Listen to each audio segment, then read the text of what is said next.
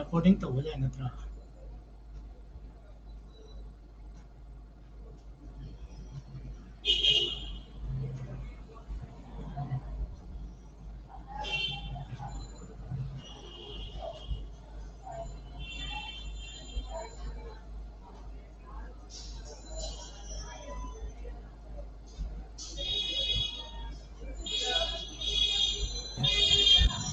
Chandrajit ready, we can go now. Kana oja ibon di donong pau khomna rabo Okay, live how re sum hagat pa jane ojai bon re kona changani we on in the live. acha Sum hagat pi ro ja. acha hora siro Hagat pi ro. acha mayam bu khuram jari ngasi marsi khongchat tara tarukni suba epa pokpa numit Krista gi khongchat lising anega kun mathoi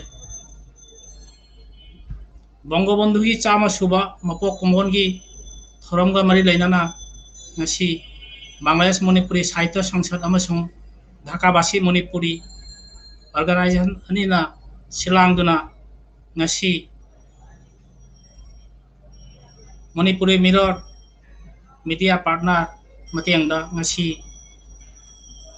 virtual platform दा थोरम असी सिलांगजरी theorem असीदा सरुक जाबिरिबा ओजासिंग अमदी सैरेंग इसै जगोइना चिंगबा थोरमदा सरुक जाबिरैबा इचिनावसिंग ओजासिंग खुदिंगमपुसु अहाकना इसामके माइकेदगी थागत वहाइगा थागत चबगा लोइनाना खुरमजरी अमसुंग बांग्लादेश मणिपुरी साहित्य संसद एवं ढाकावासी मणिपुरी माइकेदगी ngамखेलेइतना थागतचरी ngasi वर्चुअल प्लेटफॉर्म असिदा यंगबिरिबा ताबिरिबा खुदिंगमकी मफमदसु असिगी मयामी मफमदा खुरमजरी ngasi बांगाली जाति की चाथोकचनिंगा ओरबा बांग्लादेश की निंगतम लान की लुचिंगदम ताकोई बिरमबा अमदी बांग्लादेश की प्रतिष्ठता ओबिरमबा अमदी ख्रिस्त की खोंचर लिसिंग अमगा चामापन मरफु तरामाथोइदा निंगतम लान की महानायक ओइना लुचिंग बिरमबा बंगबंधु शेख मुजिबुर रहमान की माकी चामा सुबा मपोक कुमोन की चही में चुपना चथरपत थोरमगा मरी लेनाना ngasi बांग्लादेश की मेटे इरुपचा सिंगी माइकेदगी थोरम असी सिलांग जबनी थोरम असीदा करिगुंबा सोयलांगबा नत्रगा चिथौबा करिंबा जाव खुदिंगमक्तु ताबिरिबा यंगबिरिबा मियामना असोयरान पुनमगसी नाकपिगनी हायना हाना चेतना थाजै अदु ngasi बांग्लादेशता खुंदादुना लेरिबा Manipuri इचिनावसिंगी एखोइना ngangliba lon asigi khudongchabasu hariba asi ekhoigi bangabandhu sheikh mujibur rahman mahakmakna lamasi ningtamba si pura amdradi ekhoigi lon asi habada ngangda wana thoklamgadaba adugi awabadu adugi cheithengdu ekhuda thengaramune habase ekhoigi so chitpa thajabani adu ngasi thoramasiga aina miyamgi mafamda kaukhatchari ngasiगी Bangabandhu की चामा सुबा मपोक कुमोन की थोरम असिदा थोरम असिगी उदोपगी वहाई मियाम यमहमदा लामथोपिना महायदना ढाकावासी मणिपुरी की सभापति ओजा कंखाम नीलमणि सिंह अतिरिक्त सचिव एडिशनल सेक्रेटरी फमदगी पथादुना लेबिरबा ओजाबो महाकी ममलेलबा वहाई मियाम यमहमदा लामथोपिना महायदना नोलुकना निसिंगजरी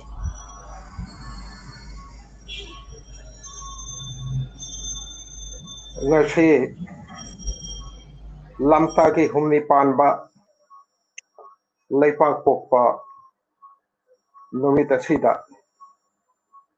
bangabandhu sheikh mujibur rahman pokpadi sehi chama subagi thauram panthokpada virtual maithongda saruk jariba latana lapna theorem से यंगबिरिबा अहल लमन अहियसिंग अमसुंग वाखल लौसिंग चावरबा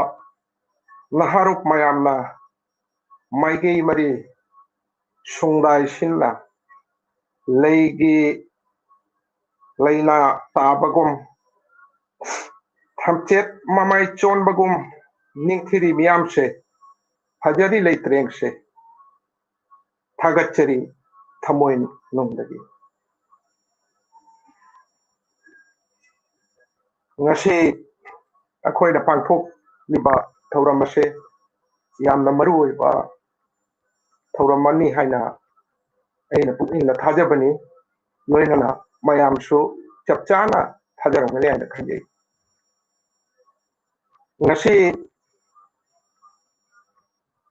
jati janok akhoi jati gi pokpiba Bangabandhu Sheikh Mujibur Rahman haiba mi ngasi Marim ki chemai dagi butla roida bani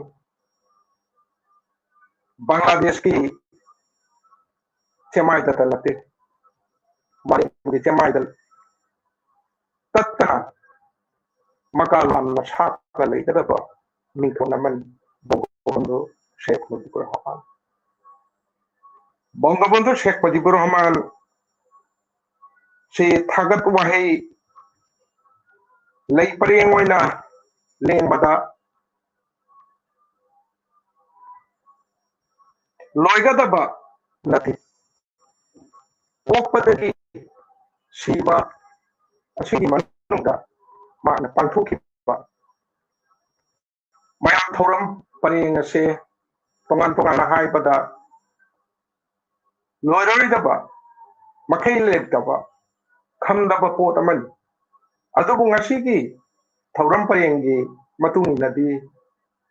loinadi haibagi jaroidabanina mapung oiba mahi tenba maram khara aihak mayami mafalda thamjage amasung thangachage miyoy amagi tungi mami ase ahal singna hana hainei ningthadagi khangyaina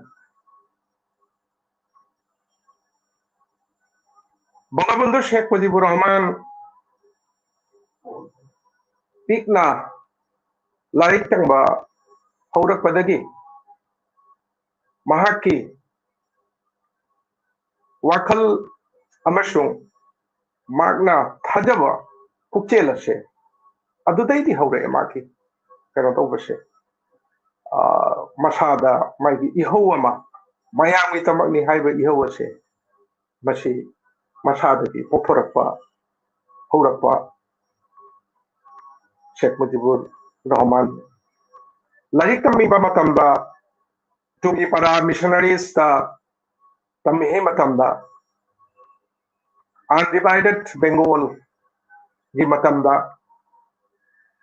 AK Fazlul Haq amadi Shohid Shawardi lakpa matamda larik tamba mihut mayamdagi oina mahakna wa haibiki thangakki chhatra bachasingi leinabagi chhatrabas adudai jung mathaktagi ising tarakpa adu thingbagi tamakta mahakna makoyanida wa thangakki asi pi hedagi maigi masadagi mayamgi maikeidagi thabak subagi thaurang chathaba yabase masigi ma haurabani pi hedagi akoi ningthadagi khangya ifyangal asini markta kano tawbase maki haurapase mahaki maramda tongan wari liradi matam masina khuyaunare aduna sampatna haibadi magase Bangla loan gi tamak lengak loan political lepak saukhatpa development jati amagi oina saktam tanabagi apunba irang hobada luting ba miyoy aman tung hanlaba miyoy amani mang da chatke मांग मांग थागे असुंगा खनबा वखन चेनबा बंगबंधु शेख मुजीबुर रहमान ने महाकी जकाई वारें मयामबु हौदोकपगी वारें असी यामना हेन थोरबा वारें अमनी पल्लबदा मार्च की तांग तरेब की माकी वारें स्पीच मालेम सिटना फावरबा मयामना थानरबा स्पीच अमनी मसी मसादगी पिथोरकपा स्पीच नि असी मालेमना थानरबा मालेमना चंचलबा स्पीच अमा ओइना लैतबनी माकी अपुनबा तेंथारोन लैंगाक्लोन अमसुंग सेंबत थौरांग मालेमगी मियोइना हौजिफाव इकाई खुन्नरी असी मयामनसु खंबिरिबनी यूनाइटेड नेशंस ऑर्गेनाइजेशन की असेंबली दा बांग्लालोना महाग वारिंग पिगी वाहाइकी आहाना असी अखोई बांग्ला भाषा भाषी बांग्ला ngang बमीकी बांगाली की बांग्ला लोन की अहल यूनाइटेड नेशंस ऑर्गेनाइजेशन दा सदुक जागी बनी माना महागना पापी से थाबिरमनी मसी काउबा याद्रबा अखोई असिदा लैरिबा मितेकी नतना मयाम पुनमखिसु बाकीर लेना मसी अखोई यामना चाउरबा फिबम अमनी फिजोन अमनी फिरेप अमनी हाइना मसी लौगनी लौखमी महागुम लबला अथोई बमियो अमा ओइदनी बांग्लादेश से निंगतंबा ओइरोय हाइना खले महागना बांग्लादेश हाइबा मिंगमा मालेमगी मेपता चलंबनी मागना से चलंद्रगदी निंगतंबा लांदगी अखोई फंगमद्रगदी निंगतंबा से फंगमद्रगदी अखोई बांग्लादेश की मम्मी से पृथ्वी की मालेमगी मेपता लैरोइदबनी असीगी अचेतपा अपुनबा मयामना थाजबनी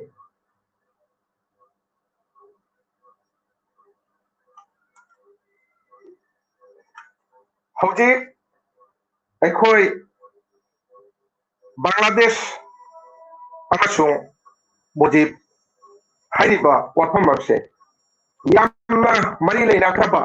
थादोकपा यादबा वाफम अमनी अखोइना पांडम लबदा nga se ising natladi hingmanamde adugum laba Bangladeshu Mujib Sheikh Mujib Haidradi madugumba khanfam thokte asi mayamna haidor pandamna thamgraba wahi khaladangni miyo yamagi punchigi pandamdagi di Sheikh Mujib ki punchi ase yamna tenjrba punchi महात्मा की पुंसिया से जंखई मंगातन पालंब से माई की पुंसी से अतई की पुंसी का मयाम अतई की पुंसी बा मियो यतई की पुंसी का पानारगदी पांदम लगदी तेन ग्रब पुंसी ने तेन ग्रब पुंसी की सिदा सही जंखई मंगा सिगा थपक तरते कैसुम संग लेखिबा लोटना लेखिबा फोंगना लेखिबा असिमसु यावरबनी चही जांखै मंगा तंग मान पालमला लेरंबा पुंसिदा अदुगी मनुंगदा हौजे बंगबंधु शेख मुजीबुर रहमान सुरमी तौरमिबा मान थबक पाइखलबी से असी यामना पिक थबक नते यामना माई पाकदबा बांग्लादेश की माई पाकपुगी थौरम परेगनी हाइना खंगनी अदुबु तेलबा पुंसी सिदा पांथोतंबा जाय थौरमसिंग ꯑꯩꯈꯣꯏꯇꯅ ꯅꯠꯇꯅ ꯃꯥꯂꯦꯝꯒꯤ ꯃꯤꯑꯣꯏꯁꯤꯡꯅ ꯀꯥꯎꯕ ꯉꯝꯗꯦ ꯃꯈꯣꯏꯅ ꯏꯀꯥꯏ ꯈꯨꯝꯅꯔꯤ ꯃꯍꯥꯛꯀꯤ ꯄꯨꯟꯁꯤꯁꯦ ꯂꯤꯛꯂꯕꯁꯨ ꯉꯥꯟꯅ ꯅꯤꯟꯅ ꯃꯝꯅ ꯋꯥꯡꯅ ꯃꯀꯥ ꯂꯥꯝꯅ ꯂꯩꯅꯝ ꯊꯣꯛꯅ ꯉꯥꯟꯊꯣꯏꯔꯝꯃꯤ ꯁꯝꯅ ꯍꯥꯏꯔꯕꯗ ꯑꯩꯅ ꯕꯣꯡꯒꯣꯕꯟꯙꯨ ꯁꯦꯈ ꯃꯨꯖꯤꯕꯨꯔ ꯔꯍꯃꯥꯟꯒꯤ ꯄꯨꯟꯁꯤ ꯑꯁꯤ ꯑꯗꯨꯅ ꯑꯩ ꯋꯥꯔꯤ ꯌꯥꯝꯅ ꯁꯥꯡꯖꯔꯔꯣꯏ ꯑꯂꯣꯏꯕꯗ ꯑꯩꯅ ꯍꯥꯏꯖꯅꯤꯡꯕꯗꯤ ꯄꯨꯟꯁꯤ ꯇꯦꯜꯂꯕꯁꯨ ꯐꯒꯠꯊꯕ ꯁꯦꯈ ꯃꯨꯖꯤꯕꯇꯒꯤ ꯃꯥꯒꯤ ꯕꯣꯡꯒꯣꯕꯟꯙꯨ ꯁꯦꯈ ꯃꯨꯖꯤꯕꯨꯔ ꯔꯍꯃꯥꯟꯗꯒꯤ ꯑꯩꯈꯣꯏꯅ ꯇꯝꯖꯒꯗꯕꯗꯤ ꯇꯦꯜꯂꯕ ꯄꯨꯟꯁꯤ ꯑꯁꯤꯗ ꯄꯥꯡꯊꯣꯛꯂꯤꯕ ꯊꯕꯛꯁꯦ ꯄꯨꯟꯁꯤꯗꯒꯤ ꯊꯕꯛꯅ ꯌꯥꯝꯅ ꯆꯥꯎꯅ ꯍꯦꯟꯅ ꯄꯥꯡꯊꯣꯛꯑꯝꯕꯅꯤ ꯑꯗꯨꯅ ꯑꯩꯈꯣꯏꯅ ꯉꯁꯤ ꯇꯝꯒꯗꯕꯗꯤ ꯑꯩꯈꯣꯏꯒꯤ ꯄꯨꯟꯁꯤꯒꯤ ꯃꯇꯥꯡ ꯑꯁꯤꯗ ꯑꯩꯈꯣꯏ ꯃꯌꯥꯝ ꯌꯥꯔꯕꯗꯤ ꯍꯣꯠꯅꯁꯤ ꯆꯥꯎꯈꯠꯄꯒꯤ ꯊꯧꯔꯥꯡ ꯇꯧꯈꯠꯁꯤ ꯄꯥꯏꯈꯠꯁꯤ ꯁꯦꯝꯒꯠꯁꯤ ꯃꯌꯥꯝꯒꯤ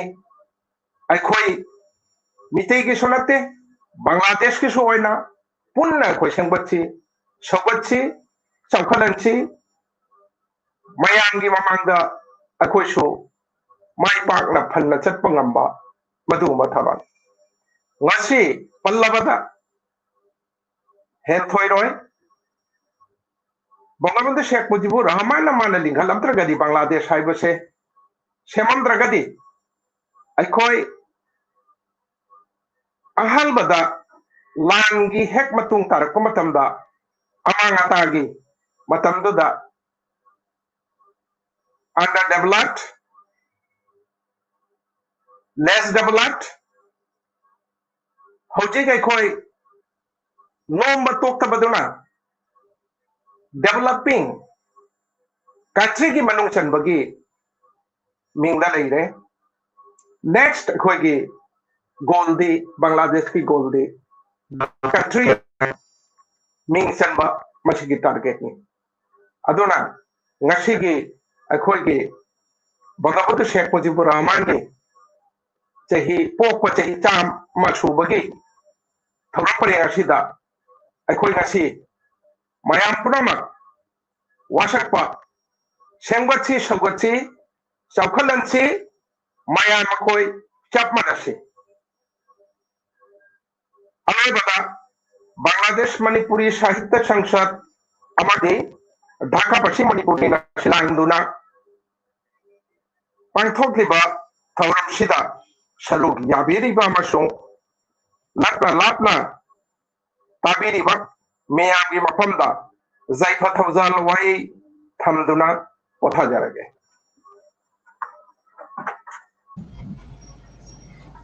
ताबीरिबा अमसुंग एंगबिरिबा मियामगी मफमदा ढाकावासी मणिपुरी की सभापति ओजा खोंखाम नीलमणि की माकी ममल लेरबा फजरबा वही यामना ताबीबा फंगबिरे हौजिक मथंगदा ताबीरसी बांग्लादेश की सकनाराबा रविंद्र संगीत सैसक्पसिंगी मनुंगदा थोदोकना सिंथानिङाय ओइरबा ओजा तावरेम राणा कुमार सिन्हा की खंथोक्ता बांग्लादेश मणिपुरी खुनागी चाथोकचनिङाय ओइरबा ओजा असिगी फजरबा इसई अमा मियामगी मफमदा ताबीनमाना निंसिंगजरी हो एगी इमा लेबा कोबा इसेसी ओवेगी हिमालय पाक नंगी थक्त नोंजे कोक्षे ओवेगी हिमालय पाक नंगी थक्त नोंजे कोक्षे नंगुंदा मालेम पुंगी नंगुंदा मालेम इमागी फिगाउ थारी ओएगी हिमालय पाक नंगी थक्त नुंजे कोक्षे ओएगी हिमालय पाक नंगी ꯊꯛꯇ ꯅꯣꯟꯖꯩ ꯀꯣꯛꯁꯦ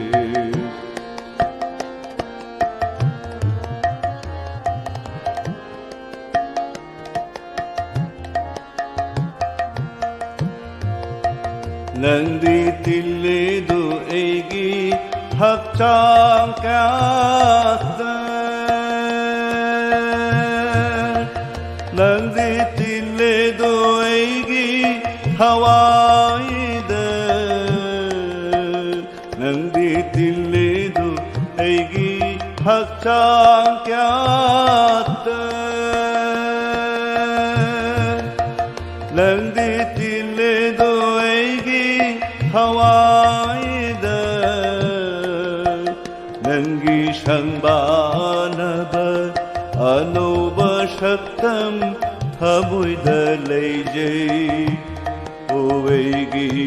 ಹಿಮಾಲಯ ನಂಗಿ ಥಕ್ತ ನುಂಜೈ ಕೋಕ್ಷೆ ಓವೈಗಿ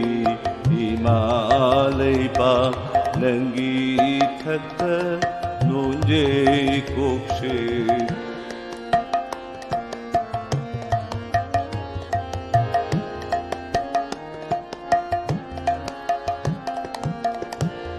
ओइमा नंगी तंपक्त इंगनी ऐदी शिगनी नंगी थक्त शान जेगी 하와누가이 낭나 차쿵탄나 비자비리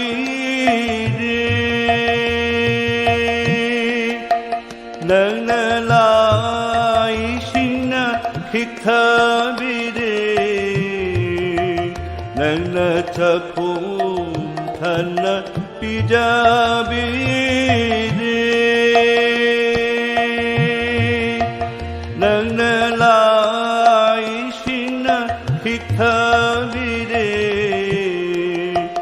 नंदी लोइना खंबा उबांगंबा इमागी इमा ओयांगी इमालयपा नंगी थक्ता नुंजे कोक्षे ओवेगी इमालयपा नंगी थक्ता नुंजे कोक्षे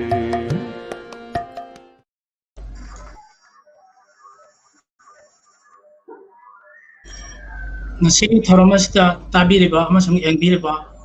miyamgi mafamda silettagi ojarara kumar mogi khonthokta lebak mingbai sei tabiro khumbire ngasigi thoram asida maru oiba waramda wangangi gani ngasi maru oiba waramdi manipuri sahitya da bangabandhu gi matangda bangla gi wangmadasu khunda aduna leiriba manipuri isinau sing mafamda thodokna singthaningai oiraba amasung malemgi oiba thakta leibiramba bangabandhu gi maramda sereng wareng kyana irami mete ronna asigi maramda manipuri sahitya da bangabandhu haiba waram asida Bangladesh Manipuri Sahitya संसद की सभापति अमसुंग कवि अईबा प्राबंधिक उपन्यासिक अमसुंग बांग्ला लोंदगी अमसुंग मैते लोंदगी बांग्लादा हंदोकपीबा अमसुंग बांग्लादेश की मणिपुरी साहित्य की खोंचत्ता लुचिंगबा ओइबिरिबा ओजा एके सरामबो यहाना कौशंजरी माकी ममल लेरबा मणिपुरी साहित्यदा बंगबंधु की मतंग माकी ममल लेरबा हम मियामगे महमदा लांथोपिना महादना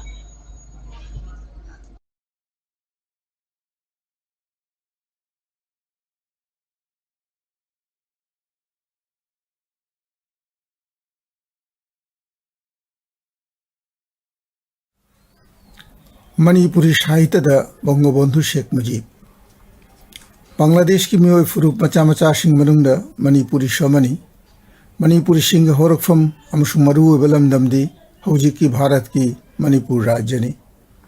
मणिपुरी लोन साहित्य यामना लीरबा अमसुंग हाइफे चाखोतलबनी इतिहास की तांकक कयादा तंगाई फद्र मरम कयादगी मणिपुरी सिंह हरोफम लमदम मणिपुर थादोक्तुना थंगनबा राज्य कयादा खुंदाबा हौखि मखोगी सरुक अमा मथंग मथंग लाक्तुना बांग्लादेश की लमदम असी यौरखि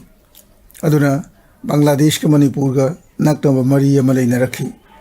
लोन साहित्य अमसुंग संस्कृति की लमदा अमगा अमगा पिथोक पिसिन लौथोक लौसिन तौनरखि संस्कृति की लमदा बांग्लादेश मतें कया लौखिबगुम मणिपुरी संस्कृति नसु बांग्ला की संस्कृति द कुदोल कयादंग तमखि मणिपुरी लोन साहित्य की अनौब यहू सागतलकपदसु बांग्ला लोन साहित्य की मतें कया लौखि मसिगी मरी अमा लेनबसिना बांग्ला की थौदोक वाथोक कया की मनिन मरावखोल मतम मतमदा मणिपुर द सियौखि ख्रीष्टकुम 1954 थोखिबा बांग्ला की निंगतम लानी साफुसु खुदक्त मणिपुरी यौखि मणिपुरी साहित्य दसु तंगाई फदन मदुगी ममी ताखि 1954 की मार्च की तांग 15 की अथेंब अहिंग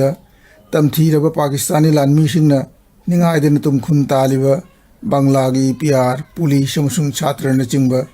मिचम प्रजा मयामगी मथक्त खंगौदना लंदारक्तुना साथीरब मिहात मिनै तौरक्लबदा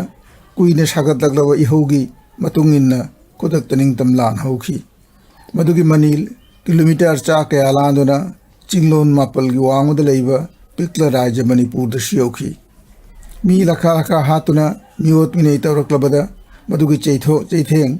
मणिपुरी कविता दा आधुनिकता की सगलोन पुरक्पगी लुचिंग पुरेन नि हाइनरिबा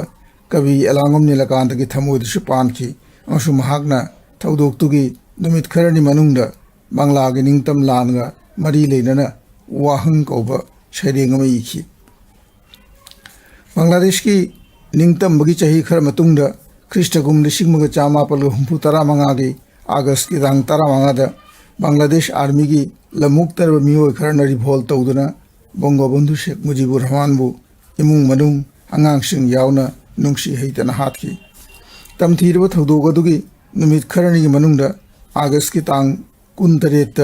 कवि एलांगम नीलकांतना यामना नुंगसीरब सैरेंग अमगा इखि शेख मुजिबुर ने लेखिदबदा हाइबा सैरेंगसी मागी सैरेंग लारी तीर्थ यात्रा कौबदुदा यावखि सैरेंगसिद माहाकना हाइबिखि हे बंगबंधु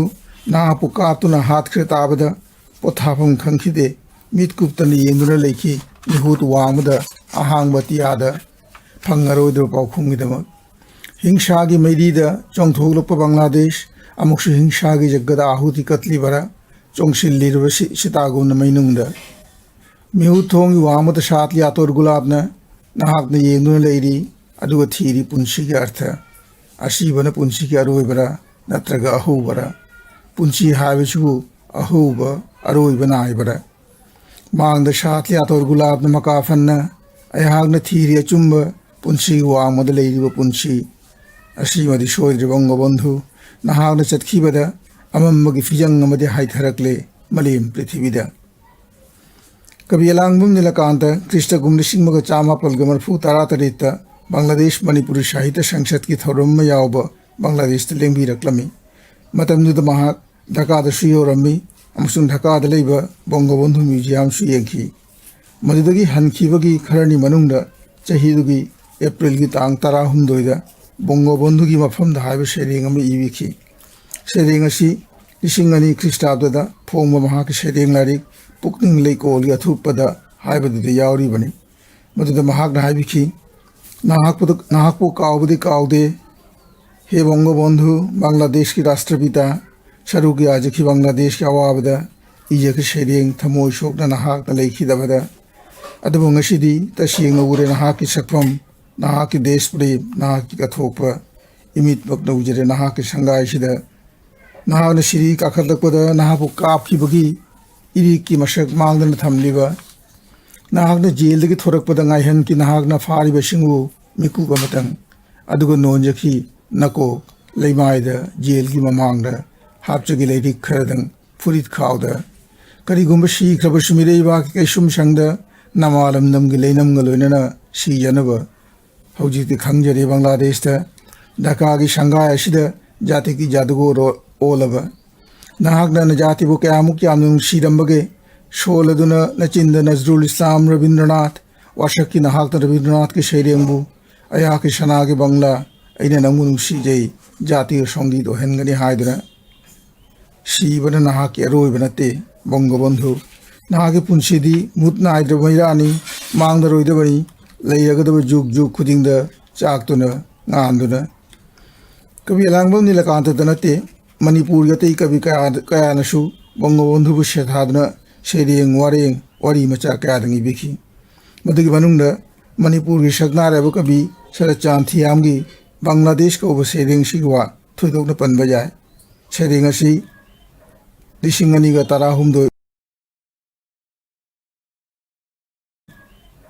2019 ख्रीष्टाब्ददा फोंखिबा महाके शेरेंग लारिक महौसादा यावख्रबनी शेरेंग सिगी मतेक खरा अइना मखादा थांगचरी पोखिबा मतमदा नहाक इगी लौखोंगदि चेनखी इगी लबुक्ता यनिंग हुनके असीबा हक्चांगसिंग नहाका मोइरक्नबा मलेमसिदा जाति खुदिंग मके अपोक मपामम लेरंबा याय नहाकीदि महाकनी नहाकीदम अपोक मपा हाइना मिंगौनरिबा शेख मुजीबुर रहमान नुंसीना मुसु बंगबंधु माइथीगी नंगी एकनबसिंग चंगजखिन अंगोन नबखोय नहाकना फंखी नहाके निंगतंबा नहाकी मुजीब थादोरखी नहाकी मुजीब निंगतमखी नहाकी मुजीब पुन जाति की मपा अमसुंग बंगबंधु नहाकुना नुंसीना अमर सुनार बांग्ला आमी तोमाय भालोबासी मणिपुर की मणिपुरी साहित्य बंगबंधु अमसुंग बांग्लादेश ममी ताबसी सैरेंग तनते वारेंग वारी मचाना चिंबदसु ममी कया ताखी खुदम ओइना हायरबदा ममिंग चतलब वारी मचागी अइबा सुधीर नावरोइबोंगी योगचबी बांग्लादेश है वारी मचागी लाइते यावरिबा योगचबी बांग्लादेश को वारी मचासिमक बांग्लादेश की निंगतम लांगी मथक्ता युंफम मोरगा इखिबा वारीनी मणिपुर द फोंबा लमकोय वारी कयादसु बंगबंधु अमसु बांग्लादेश की ममी ताबा थिंगै अखोइना खुदम ओइना पनबा याबदी डॉक्टर थोसोम इबो हनबिगी बंगबंधु के लेबाकता कवि शरदचांद थियामगी नुंसीबी बांग्लादेश केशो सिंह इरेंगमगी बांग्लादेश खोंचेत डॉक्टर चोंगथाम जामिनीगी सुरोधुनी गंगा मपांदा कवि अलांगोम नीलकांतगी हौजिकी साहित्य अमसुंग संस्कृति हाइबा लाइरिक की मनुंग चनबा बांग्लादेश खोंचेत्ता अमसुंग जिरिबाम अइबा पांथोइबना इबा बांग्लादेश खोंचेत असम की मणिपुरी साहित्य बंगबंधु बांग्लादेशी ममी ताबा कयादंग थेंगनै बोराक तोरबान की कवि है खंगरिबा कसार की कवि खैरुद्दीन चौधरी की निंगसिंग मिंगसेन हाइबा सैरेंग लाइरिक की मनुंग चनबा सैरेंग खरा बांग्ला नहा की स्मृतिदा हे बांग्ला विदाय नुंसी तीर्थदा अमसुंग अचाइबा वखल खरादा बांग्लादेश अमसुंग बंगबंधु की ममी ताबा कोइना थेंगनै सैरेंग नतना साहित्य की अतई मखलदसु बंगबंधु शेख मुजीब की ममी ताबा कोइना असम की मणिपुरी साहित्य थेंगनबा यावी अदुगुंबा खुदम अमा ओइना पनबा याय कसारगे सकनारेबा मणिपुरी कवि सौगाजम ब्रजेश्वर सिंह की नोवेल कथोपगी वा कथोप कौब नोवेल 1971 ख्रीष्टाब्दगी बांग्ला के निंगतम लान के मरी लेने इबनी इबसु 1971 ख्रीष्टाब्दने अदु फोंखिबदी चही कर मतुंगदा 1976 ख्रीष्टाब्ददा सिलचरदगी फोंबनी त्रिपुरा की मणिपुरी साहित्य बांग्लादेश की निंगतम लानसु बंगबंधु शेख मुजीब की ममी कया ताब अखोइना थेंगनै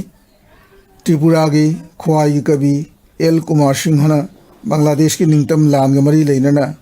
अब्दुल नंगबु तारिबरा हाइबा यामना नुंसीरबा सैरेंग अमा इबिखी सैरेंग असि कवि सिगी 1995 फोंबा सैरेंग लाइरिक इहौरक्लबा इपोमदा यावी त्रिपुरा के अतोप सकनारेबा अइबा अमा एल बीर मंगोलनसु बांग्लादेश की निंगतम लान के मरी लेना उन्नजरुरे बांग्लादेश की चिनाउसिंगा हाइबा याम नुंसीरबा निंगसिंग वारोल अमा इबिखी वारेंग असि त्रिपुरा सरकारना फोंबा त्रिपुरा चे कौबा साहित्य की चे अमदा 2003 ख्रीष्टाब्दगी नवेम्बर इशुदा फोंखिबनी बांग्लादेश खुंदारिबा मणिपुरी सिंसु मणिपुरी साहित्य खुथारी खरदी थेंगे मकोन मेकअप थोरकपसी 1975 ख्रीष्टाब्दगीता अदुदगीता बांग्लादेश मणिपुरी साहित्य की खोंचेत हौबनी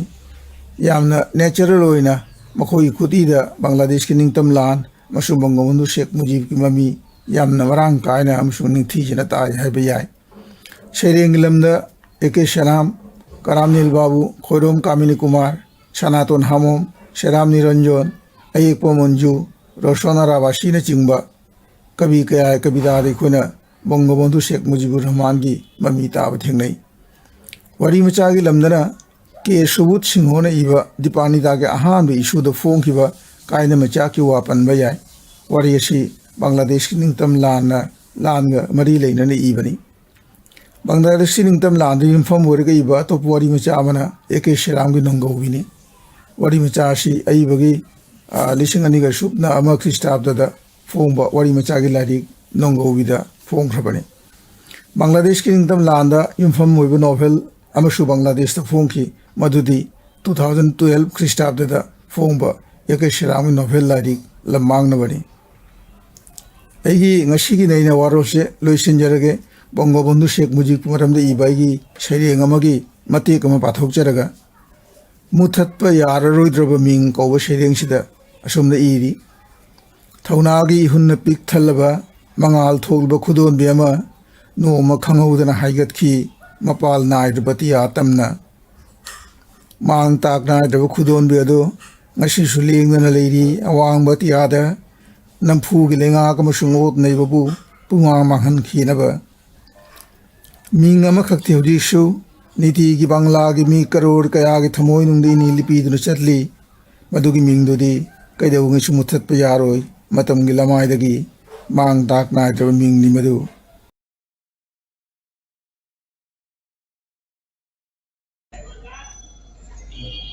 Tabiriba Amazung Engbiriba Miam, Nasi Manipuri Saitada, Bongobondu, Haiba, Paramasida, Hiramasida, Kobi Eke Saramgi, Mamal Leraba, Wari Single Tabiba Pambire, Wari Yasidagi Yakuna Kangami, Supnagi, Banglagi, Manipuri Kunayatante, Malemgi Takta, Banglagi Wangada, Manipurina Ladiba Kunda, Kungang Kuding Makta, Wajasingna, Aibasingna, Bangabundigi Maramda, Hiramdaba, Solamdaba, Jarom de Haibasi, Banba Jai, Wajas Haramgi, Maki, Wapam Masidagi Jakona Ubapangi, Masung Manipuraki Langbiramba, Wajakayana, Makogi Lankoi Warida, Amadi, Tripura, Agortola, Amadi, Assam, Andam Kutimaki,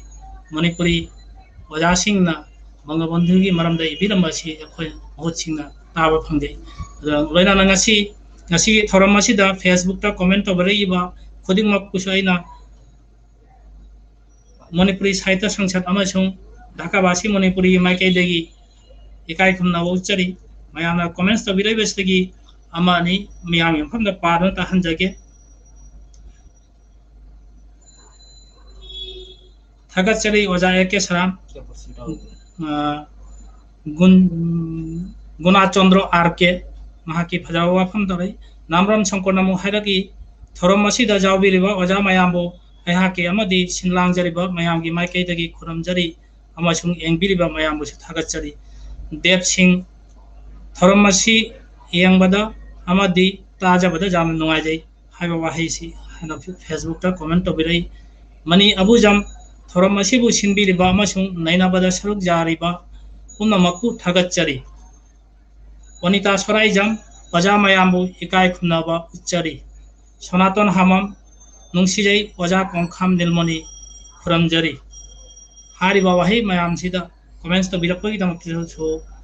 Tagachari Mayamsu. Hoji Miamgam Hamda Gabi. Elangam nila kantana Ibiramba Sheikh Mujibuna Leikhidabada Serengasi Banglada Onubat Tobi Kobi Eke Saramna Sheikh Mujibur Rahmaner Mohaprayane Haiba Serengasi Ensaman Chandrajit Manipuri Londa Bangla Londa Raisam Rumita Debina Kobita Serengasi Miamgim Hunda Sereng Tiduna Tahan Bigani Ena Koshanjari Sheikh Mujibur na Leikhidabada, Elangam Nilakanta, He Bangabandhu, Nahak Bukap to Nahat Kretabada, Pothapam Kankiti, Meet Kuptana Yangduna Leiki, Mihutuang Mada, ꯑꯍꯥꯡꯕ ꯑꯇꯤꯌꯥꯗ ꯐꯪꯂꯔꯣꯏꯗ꯭ꯔꯕ ꯄꯥꯎꯈꯨꯝꯒꯤꯗꯃꯛ ꯁꯥꯒꯠꯈꯤꯕ ꯕꯪꯒ꯭ꯂꯥꯗꯦꯁꯅꯤ ꯅꯍꯥꯛꯀꯤ E ꯃꯔꯤꯛ ꯃꯔꯤꯛꯅ ꯁꯦꯝꯖꯈꯤꯕ ꯂꯩꯕꯥꯛꯅꯤ ꯃꯪꯂꯩꯕꯥꯛꯀꯤ ꯁꯛꯇꯝꯗ ꯑꯗꯨꯕꯨ ꯀꯔꯝꯕ ꯗꯥꯟꯅꯣ ꯅꯍꯥꯛꯅ ꯐꯪꯂꯤꯕꯁꯤ ꯅꯍꯥꯛꯀꯤ ꯕꯪꯒ꯭ꯂꯥꯗꯦꯁꯇꯒꯤ ꯍꯤꯡꯁꯥꯒꯤ ꯃꯩꯔꯤꯗꯒꯤ ꯆꯣꯡꯊꯣꯛꯂꯛꯄ ꯕꯪꯒ꯭ꯂꯥꯗꯦꯁ ꯑꯃꯨꯛꯀꯁꯨ ꯍꯤꯡꯁꯥꯒꯤ ꯖꯒꯗ ꯑꯍꯨꯇꯤ ꯀꯠꯂꯤꯕꯔꯥ ꯆꯣꯡꯁꯤꯜꯂꯤꯕꯔꯥ ꯁꯤꯇꯥꯒꯨꯝꯅ ꯃꯩꯅꯨꯡꯗ ꯊꯣꯔꯛꯈꯤꯒꯗ꯭ꯔꯥ ꯅꯍꯥꯛꯄꯨ ꯑꯃꯨꯛ ꯑꯅꯧꯕ ꯐꯤꯖꯣꯟꯗ ꯄꯨꯟꯁꯤꯒꯤ ꯀꯕꯤꯅ ꯍꯥꯏꯔꯝꯃꯤ ꯄꯣꯛꯂꯤꯕ ꯑꯉꯥꯡꯅ ꯀꯞꯄꯗ ꯅꯣꯛꯏ ꯇꯦꯡꯕꯥꯟꯕꯅ ꯑꯗꯨꯕꯨ ꯑꯁꯤꯒꯨꯝꯕ ꯄꯨꯟꯁꯤ ꯂꯦꯞꯄꯨ ꯇꯥꯏꯕꯪ ꯄꯥꯟꯕꯅ ꯀꯞꯇꯨꯅ ꯂꯩꯍꯧꯅꯕ ꯆꯠꯈꯤꯕꯗ ꯅꯍꯥꯛꯅ ꯅꯣꯛꯅ ꯅꯣꯛꯅ ꯈꯪꯗꯦ ꯑꯩꯗꯤ ꯕꯪꯒꯕꯟꯙꯨ ꯅꯣꯛꯂꯝꯒꯗ꯭ꯔꯥ ꯅꯍꯥꯛꯄꯨ ꯅꯨꯃꯤꯠꯇꯨꯗ ꯃꯤꯍꯥꯠꯄꯁꯤꯡꯒꯤ ꯅꯣꯡꯃꯩ ꯒꯨꯂꯤ ꯃꯔꯛꯇ ꯅꯠꯇ꯭ꯔꯒ ꯀꯞꯂꯝꯒꯗ꯭ꯔꯥ ꯊꯃꯣꯏ ꯁꯣꯛꯅ ꯅꯍꯥꯛꯅ ꯁꯦꯝꯒꯠꯆꯔꯛꯄ ꯅꯔꯩꯕꯥꯛꯀꯤꯗꯃꯛ ꯅꯠꯇ꯭ꯔꯒ ꯑꯅꯧꯕ ꯃꯉꯥꯜ ꯑꯃ ꯐꯥꯎꯔꯛꯂꯝꯒꯗ꯭ꯔꯥ ꯄꯨꯟꯁꯤꯒꯤ ꯅꯍꯥꯛꯀꯤ ꯑꯔꯣꯏꯕ ꯃꯤꯀꯨꯞꯇ ꯃꯤꯍꯨꯠ ꯊꯣꯡꯒꯤ ꯋꯥꯡꯃꯗ ꯁꯥꯠꯂꯤ ꯑꯇꯣꯔ ꯒꯨꯂꯥꯞꯅ ꯅꯍꯥꯛꯅ ꯌꯦꯡꯗꯨꯅ ꯂꯩꯔꯤ ꯑꯗꯨꯒ ꯊꯤꯔꯤ ꯄꯨꯟꯁꯤꯒꯤ ꯑꯔꯊ ꯑꯁꯤꯕꯅ ꯄꯨꯟꯁꯤꯒꯤ ꯑꯔꯣꯏꯕꯔꯥ ꯅꯠꯇ꯭ꯔꯒ ꯑꯍꯧꯕꯔꯥ ꯄꯨꯟꯁꯤ ꯍꯥꯏꯕꯁꯤꯕꯨ ꯑꯍꯧꯕ ꯑꯔꯣꯏꯕ ꯅꯥꯏꯕꯔꯥ ꯊꯣꯔꯛꯂꯤ ꯋꯥꯈꯜꯒꯤ ꯐꯤꯖꯪ ꯍꯥꯏꯗꯣꯛꯇꯨꯅ Jesus Christ Lincoln Mahatma Gandhi ꯑꯗꯨꯒ ꯇꯨꯡꯗ ꯁꯦꯈ ꯃꯨꯖꯤꯕꯨꯔ ꯔꯍꯃꯥꯟ ꯍꯪꯂꯛꯀꯤ ꯑꯩꯉꯣꯟꯗ ꯅꯣꯛꯂꯗꯨꯅ ꯑꯩꯈꯣꯏꯕꯨ ꯁꯛ ꯈꯪꯂꯕꯔꯥ ꯃꯤꯠ ꯑꯁꯤ ꯈꯨꯝꯖꯤꯜꯂꯤ ꯑꯗꯨꯒ ꯂꯥꯎꯏ ꯈꯪꯗꯦ ꯈꯪꯗꯦ ꯅꯈꯣꯏꯕꯨ ꯈꯪꯗꯦ ꯃꯥꯡꯗ ꯁꯥꯠꯂꯤ ꯑꯇꯣꯔ ꯒꯨꯂꯥꯞꯅ ꯃꯀꯥ ꯐꯟꯅ ꯑꯩꯍꯥꯛꯅ ꯊꯤꯔꯤ ꯑꯆꯨꯝꯕ ꯄꯨꯟꯁꯤꯒꯤ ꯋꯥꯡꯃꯗ ꯂꯩꯔꯤꯕ ꯄꯨꯟꯁꯤ ꯑꯁꯤꯃꯗꯤ ꯁꯣꯏꯗ꯭ꯔꯦ ꯕꯪꯒꯕꯟꯙꯨ ꯅꯍꯥꯛꯅ ꯆꯠꯈꯤꯕꯗ ꯑꯃꯝꯕꯒꯤ ꯐꯤꯖꯪ ꯑꯃꯗꯤ হাইথারাকলে মালেম পৃথিবীতে শেখ মুজিবুরের মহাপ্রয়াণে এলাংবম নীলকান্ত। হে বঙ্গবন্ধু, নিষ্ঠুর বুলেটের আঘাতে নিহত হয়েছে শুনে আমি কাটিয়েছি এক অস্থির সময়। খোলা জানালা দিয়ে পলকহীন তাকিয়ে থেকেছি সুদূর আকাশের দিকে, উত্তরহীন এক তীব্র প্রশ্ন নিয়ে। বিন্দু বিন্দু রক্ত দিয়ে গড়ে তুলেছিলে স্বদেশ তোমার, গড়েছিলে এক স্বপ্নময় জগৎ। কিন্তু এ কোন প্রতিদান পেলে তুমি তোমার নিজেরই হাতে গড়া বাংলাদেশের কাছ থেকে? হিংসার এক প্রজ্বলিত হোমাগ্নি থেকে বেরিয়ে এসেছিল যে বাংলাদেশ, আবার কি সে অগ্নি আহুতি দিচ্ছে হিংসারই আরেক যজ্ঞে? সীতার মতোই কি ঝাঁপিয়ে পড়েছে জ্বলন্ত অগ্নিকুণ্ডে? আবার কি তুমি ফিরে আসবে তোমার এই বাংলায়, হে বঙ্গবন্ধু, জীবনের নতুন কোনো এক রূপে? কবি বলে গেছেন, প্রথম যেদিন তুমি এসেছিলে ভবে, কেঁদেছিলে তুমি একা, হেসেছিলে সবে। এমন জীবন তুমি করিবে গঠন, মরণে হাসিবে তুমি, কাঁদিবে ভুবন। আমি জানি না বঙ্গবন্ধু, তুমি কি সেদিন হেসেছিলে ঘাতকের উদ্যত মরণাস্ত্রের মুখে, নাকি তোমার হৃদয় দলিত মঠিত হয়েছিল অবরুদ্ধ কান্নার আবেগে তোমারই হাতে গড়া প্রিয় স্বদেশের জন্যে? নাকি তখন তুমি অনুভব করেছিলে নতুন এক জীবনের আলোক উচ্ছরণ তোমার জীবনের সেই অন্তিম সন্ধিক্ষণে? জানালার ওপাশে ফুটে আছে গোলাপ, আমি চেয়ে আছি অপলক, আর খুঁজে ফিরছি জীবনের অর্থ। মৃত্যু কি জীবনের শেষ অধ্যায়, নাকি নবতর সূচনা মাত্র? জীবনের কি আছে কোনো আদি অন্ত? কালের কালো নেকাব সরিয়ে যীশুখ্রিস্ট, লিঙ্কন, মহাত্মা গান্ধী এবং সর্বশেষ শেখ মুজিবুর রহমান একে একে বেরিয়ে এসে মৃদু প্রশ্ন করল আমাকে, চিনতে পারো আমাদের? দুহাতে মুখ ঢেকে চিৎকার করে উঠি, না না, চিনি না, আমি কাউকে চিনি না। জানালার ওপাশে উজ্জ্বল ফুটে আছে গোলাপ, আমি কেবল খুঁজে ফিরছি সত্যকে, জীবনের অতীত এক জীবনকে। অন্তত এটুকু যেন বঙ্গবন্ধু, তোমার মহাপ্রয়াণে অন্ধকারের এক বিশাল জবনিকা নেমে এসেছে আমাদের এই পৃথিবীর ওপর।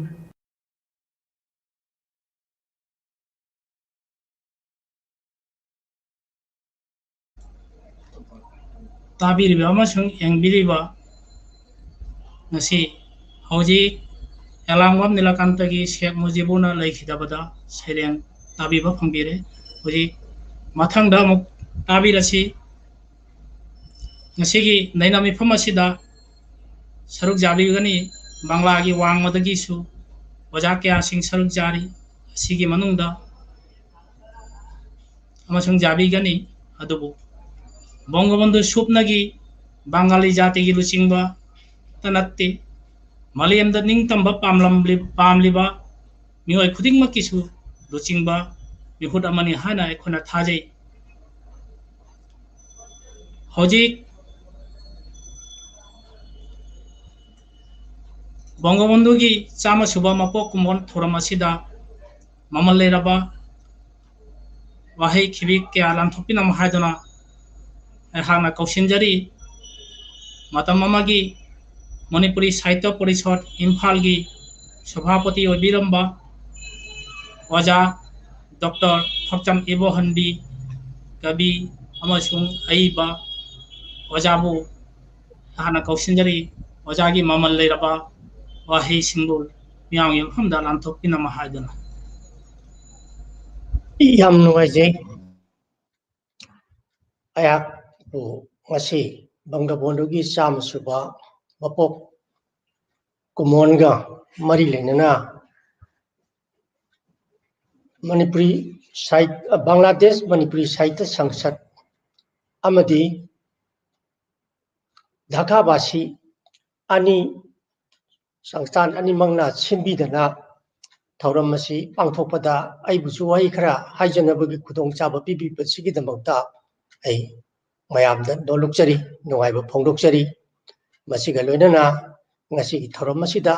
tabiriba aduga saruk yabiriba punmukki mfamda chaya nolukpa utchari ngasi asi aina akogi Bangladesh ki lan taurakpa liberation war taurakpa 1971 72 swaisi aidi college tamingai matam asi Manipur dasu Bangladesh ki lan gi irang sigi akanba akogi iwai inil haibutare Manipur dasu yamna leiki akogi Satra Satri Singdasu Masigi Maramda Yamna Khanba Maruina Khabar Singh Koi Kolkata the Pongba Amitra Bazar Pratika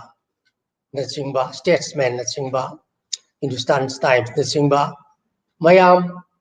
Asi Koichu Parubadagi Masita Tokriba Hana Sunaba Mayam Pau Mayam Masi Tabati Yam Nuaitaba Puning the Tuk Lauba Kayam Poi Adubu Bangladesh da aina chalakani haibasi thoidokna khaluba leiti adubu aina Manipuri Sahitya Parishad ki General Secretary orapmatam 1997 masigi matam sida akoigi Oja A.K. Seramna Bangladesh Manipuri Sahitya Sangsad ki General Secretary waimani masida chithi ma pibirakdana Bangladesh ta kunithoi suba Manipuri Sahitya Sangsad Bangladesh Manipuri Sahitya Sangsad ki kunithoi suba chai gi mifam basi yawba chatnabagi khudong chaba phangji maduda chachagi basi masai su panbigare Oja Elangum Nilakanta aduga matamjida Manipuri Sahitya Parishad ki sabhabati oigibsita Oja Aiga Nilbi Sharma Shastri animak legidre anima asi Manipur danate Bharot ki oina habi ai masak naiba misak atani larikiba kabi amadi scholar Ojanil kadadi critic amasuni mahakti chumnagi kabi amo bidanatana Manipuri Sahitya gi kalagi yamna chawraba mayam ikai kuna critic amani asugumba misak singna siga sigi tungindana aina chachaba phangjabase ai yam nungaijaki adubu aina chachaba sidi chumnagi Bangladesh Sahitya Sangsad ki aikogi function मखोइन सिलिबा programme सिंग असि यावब चटपगी वाखलदनि मसिदा याक थोइतोंना like लाइसु इगे हाइबगी वाखल थोइतोंना पोखिदि like इगे ना चटपसु नति करिगुंबा इना like इगे ना चलमगदि मफमदुदा like लाइसु मयाम अमा दरकार हो मयाम खोमजिनदना अयाक तोरम बताय करिगुंबा दुगी एममता लेजदि अदुगा चटपसिगी खोंगचत असिदसु अयाकसी लाइक लाइसु हान बांग्लादेश की मनुदा पादना खोतना बांग्लादेश की साहित्य बांग्लादेश की कवि सिंगी मणिपुरी की अमदी बांग्ला की साहित्य की मनुदा याक थोइदोबा नॉलेज लेजदि अरे ओजानिल कांतदी खर पागिबगी मम्मी खत्ताय अइओना वारी सारप मतमदा जमीन मतमदा खर मम्मी ताय खर हान पाग्रेबसे ओजाजी खंगी लेगिद्रिबसि मी मिलियन नहुमनिने बांग्लादेश की लिबरेशन वार लेगिति से हैना वारी तो सिदई खंगे ओ ओजाजी हान खरदी पारगा लाको जानी से हैदन अइओना नंग कर के लाइक पारकेन अइनो ओजाई केम पारकते खुम ए कोई बचतपने सुमदगी साहित्य संसद की याव बचतपने आई थोदुं पाजदे खुम मदुदगिदी चलुर मतमदा याम इंस्पायर तौरिबसे अइओंदा बांग्लादेश की मणिपुरी सिंगना अखोइबु नुंसीना ओपीबा अदुदगी मफम कयामुक्ता मणिपुरी ताबा मफम सिंग भानुगास अदगी कोइना अखोइगी श्रीमंगोल अदगी ढाका नसिंगबा मयाम सिंग असिदा पुबिरेरगा मसिदैसिदा मखोइना अखोइदा तौरिबा हॉस्पिटैलिटी मणिपुर की लाइबा मयाम पुनमसी ओंदोंना नुसीना तौबिरकपसिदा ओंदोकपा इंस्पायर तौबा वाखल अमदि पोखरे आइना खली आदा मणिपुर थुंग मतुंगदा पाउजेल सेदा पाउ खरदि तमगे हाइदना खल अदुगा पाउजेल सेदा पाउ खर तमगेना खनबसी तसेंगमक्ति मधु मणिपुरी सिंग असिना पीरबा गोइदा इंस्पिरेशन सिमा लेरे अरे अमना ढाका यौ मतमदा म्यूजियम अकोगी लिबरेशन वार म्यूजियम मुक्ति युद्ध जादूगर हाइबदुमगा अदुगा अतोपमना बांग्लादेश की शेख मुजीबुर रहमान ना लेरंबा युम मसिगा मसिमा कोई ओजा एके सेराम तौरगा कोई उनबसे मसिना ओथोपा ओंदा आई पुंसीदा ओंथोंना अगप इंस्पिरेशन अमसु पोखरे मसी मरमदी आईदी अमृत बाजार प्रतिकादा बंगबंधु की मसक महाकी पायजामा अदगी मागी मुजिब कोट अदगी मागी अनोक अथाबा अमुबा अदगी कांगचुप पुनबसी अमृत बाजार प्रतिकादा उगिबा सकफम मधु अइना मफम मधुगी मागी म्यूजियम असिदा मागी युम ओर मफम असिदा येंगजबदा पुनमक उरक्पा अरे वारी वाखुं पुनमक तारक मतमसिदा अइओंदा ओंथोकपा वाखल अमा अइओंदा पोई मसिमा लेरे मसिमना अखोइना बांग्लादेश की शेख मुजीबुर रहमान ना अखोइदा बांग्लादेश पीरक्पा हाइबा तारे मसिना अखोइदा इंस्पायर तौई अदुना अनी असिदी कविनी मखोइदी हाना लाइरिक इदन ममिंग चलबा फाउग्रबा ngaktani masak naigrab ngaktani aidi matamda kaisu oide organizer ni general secretary ojabani lari iba pamjaba mi amani khara khara ijabadu sumayamna thoidona kambi banati adu masigi paw ase aina pongna pong koba pawjel seda paw oina khara khara sum idana pong matam sida yam pagre bangabondu ke lebakta haibasigi mingthon sida ina mathang manaw naina sum सिलेक्टा Dhaka अनीजुबा Manipur भानुगास्ता खाइन Matang Matang सुम आइन सुम इरकपत मयाम सि याम पाय युमद भव मी लाई युमद मी लापदी मादी बांग्लादेश ता चलगा अकोई वांखै फीगा छि जोनिंगबा खोनिंगबा करबार तौबगी मियंग लाप जानी आइनि इगिब्रगी सुमाइना तौदना पाबजिदगी चिठी रे खबर बांग्लादेश ता की से सुमनगी सुमाइना फोंबी बनी लारिक वन पुथोपियो हाइदना लेटर टू द एडिटर द इरक पसी अमनी यावरे मदुदगी अयाक्सी मसी सुमे लाइक ओइनबु फोंदोगे मीन असुयामना पा आइने इबा मतमना सुयाम पाबी बिजम ता हाना सु यावगिदे आई वारी मसा सु खरा खरा इबा होकी याम पाबी बनते वारें कया ई थोइदों पाबी बनते मसी बदी आई लाइक ओंथोगे ट्रैवल ओंथोगे दना कोना लाइक लाइसु पुनमक से अमो हन चेंज बने कोना खोई लेगिद्रबा सेमा भानुमतीना बांग्लादेश मतम सेमा लाइक सिमता लेबिरो बायोग्राफी सी लेबिरो अदु लेबिरो आइदना लाइक छि नौन अमुक चेलगा मचांग मयाम से खोमजलगा आई बैकग्राउंड से सागलगा सुमाइना फोंजकी अदुना मसे बंगबंधु शेख मुजिबुर रहमान की महाकना तौरमेबा बांग्लादेश को निंगतम नबगिदमक्ता होनबिरंबा माकी अकनब स्ट्रगल माकी सैक्रिफाइस असिना अखोइद इंस्पायर तौरगा लाइक सुई इजदबा तोइदोंना मयामना खंगबिदबा इबा पामजरु सुदों खंगबिदबा इबु मयामना खंगबिबा लाइक इबा अमा खरा खरा ओहेनबिरिबसे मसी बांग्लादेश की बंगबंधु शेख मुजिबुर रहमान इंस्पायर तौबदगिनी हाइना आइना मसिमतंग मयामदा हाइजनी अलग मसीगी सिमलेरे मसी अखोइगी एके सेराम ओजा एके सेरामना फजना खोमजिल्लगा नैनबगी टॉपिक अमा पुथोकी बसे आई मसी खितंग नुंगाइजे अदु आइदी अद्याम कुपनबु थिजलुब नते बाइके सोमदा अदु बाइन हतंग सप्लीमेंट तौजनिंग बामन लेरे मसी आइना सु कोना खंगजरपनी लेगिद्रबा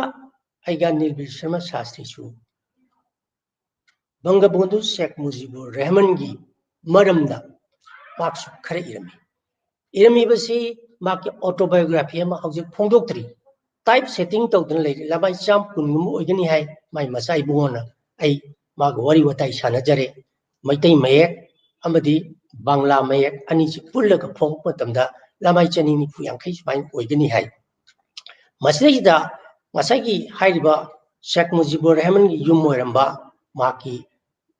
बंगबंधु शेख मुजिबुर रहमान मेमोरियल शेख मुजिबुर रहमान मेमोरियल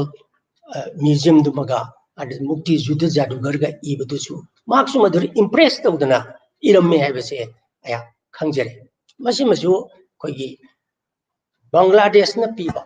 खोगी खोंगचतुना तसेंगबदी खोई खोंगचतुना खोई द पीबा हाइबा तारे लारी इबसिंगसि द पीबे मणिपुरी साहित्य परिषद द पीबा मणिपुरी साहित्य द पीबे इंपैक्ट अमनी हाइदना लौजे अदुगा मावना बांग्लादेश की अदम नुआइना अकोई मणिपुरी साहित्य बांग्लादेश मणिपुरी साहित्य की विदाई की मतमदा मा रजनीगंधा सरोंग फजग्रबा फ्रेश ओइग्रबा मयामदो तगत तगत टेक्र मयामदो अकोइद खुदोल तबुदुसु मा आइगासी इंप्रेस तौदना माखना मधुदा सु सेरेंग अमा रजनीगंधा हाइदसु अदुना अखोइना बांग्लादेश तति कैसु पिरम बंगमदि अखोइ खोंचत अदुना बांग्लादेश त करिसु कांदबा याम मरुइबा कैसु पिरमदि बांग्लादेश नदी अखोइद यामना पिबिरखरे अखोइबु की साहित्य से मसी एनरिच तोली हाइबताई खोगी साहित्य असि थौगलकपा अदगी चाखललकपदा अखोइ खोंचत अदुना यामना मरुइबा अमा ओइखि अदुगा महाकी सही चाम सुबा मपोक कुमोन मतम अखोइदुदा सप मतमददी अखोइ लिबरेशन की वार की असि कुनमंगा सुबा अखोइगी सिल्वर जुबली तागिबनी अदुना सिल्वर जुबली तागिबदो ngасai phaklang chingda wall singda nap naptana अखोइगी phaklang wall singda nap naptana अखोइगी इरक्तना तौरपा मागी पोस्टर मयाम अदुना सु अखोइदी याम कन्ना इंप्रेस तवी बांग्लादेश की सिउंबा शेख मुजिबुर रहमान की मपोक चाम सुबा मपोक कुमोन असिदा अखोइगी अइना वा खरदंग हाइजबा फंगजबा से याम नुंगाइजै बसियारै लोइसंजरगे हागचरी ओजा इबहनबिबो ओजा इबहनबिना बांग्लादेश तक कोबा लागलंबकी वारी सिंबुल अमदी मणिपुरी साहित्य दा बंगबंधु की वारी सिंबुल अमदी ओजा नीलकांत अमदी ओजा नीलबीर शास्त्री पुन्ना अहुमक लाकपसी इसामकना ओजा होइबु थेंगनाजा होई दो ngасai ओजा नीलबीर शास्त्री ना इबिरंबा मैतै मयक अमदि बेंगोली मयक फोंगनी गारी सेमदोना जैथोना लेरा है ताबे खरा नुगाजै अदुबु सोदनमक्की ओजा नीलाद्रि शास्त्री की माना थमजरम बाव वाखलोन माना इबिरम लारिक असि सोदना रेखना अयाम मतमदा लारिकोना उबो फंगने असि बांग्लादेश की मणिपुरी इचिनाव सिंगी थाजाबनी नो ओजा बो जखना ngमखै लेतना ढाका बासी मणिपुरी अमदि बांग्लादेश मणिपुरी साहित्य संसद की माइकैदगी अमसुंग मणिपुरी मिरोर की माइकैदगी ओजा इबोहन बिबो ngमखै लेतना थागतचरी नोलुकना अमकसु हमना खुरमजरी लोइनाना तोबिमल थांगोचरी ओजा बुसु होजि मथंगदा ngasi थोरम असिदा दैजारे जगोय अमा कैछाम चनु विशाखाना साबा मैतै लोनगी इसाइदा कंपोज तौबा मैतै की जगोय अमा कैछाम चनु विशाखा महाक आंगांग ओरिबा महिरोय अमानि मणिपुरी की जगोय इसाइदा थवाय हचांग जामना जावबा अमसुंग पामजावा मियोय अमानि महाक ढाकादा लै मपाबुंग थबक तदन लैबा महाक की कनोनि आंगांग असि जामना थवाय जावजै इसै नंगमायदा महाकी फजरबा खुथेक साथेक्ता मैतै जगोय अमा यंगबिरसी हुजिक Miyagi मफमदा लांथोकचरी विशाखागी जगोय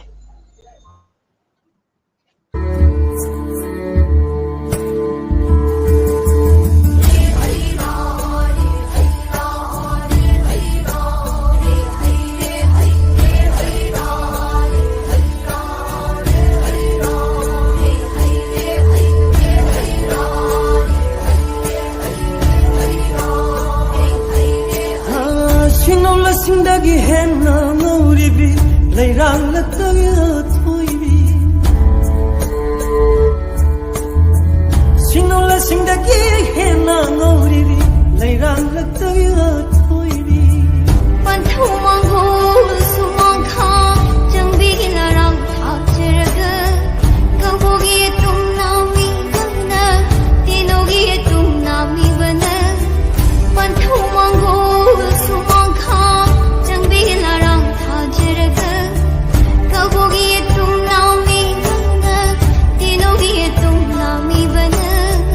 Leiram paring ling jabi lei leiram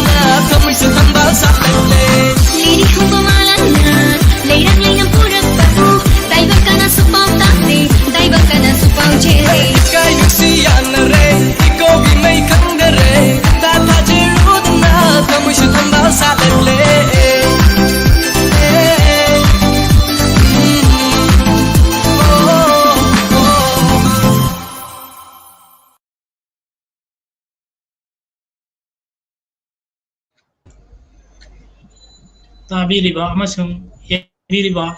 याम हुजी कैसाम चनु विशाखा की माकी फजरबा जगोय खुथेत साथेत यंगबीबा फंगबीरे हुजी फेसबुक ता कमेंट्स तबिरइबा ओजा सिंगी नेत्रजीत मोइरांग थेम ngasi थोरम मसिबु यंगबा फंगहनबीबा की दमक नुंगाइबा फुंदोकचरी जुमनाम लई विशाखा सिन्हा रोमियो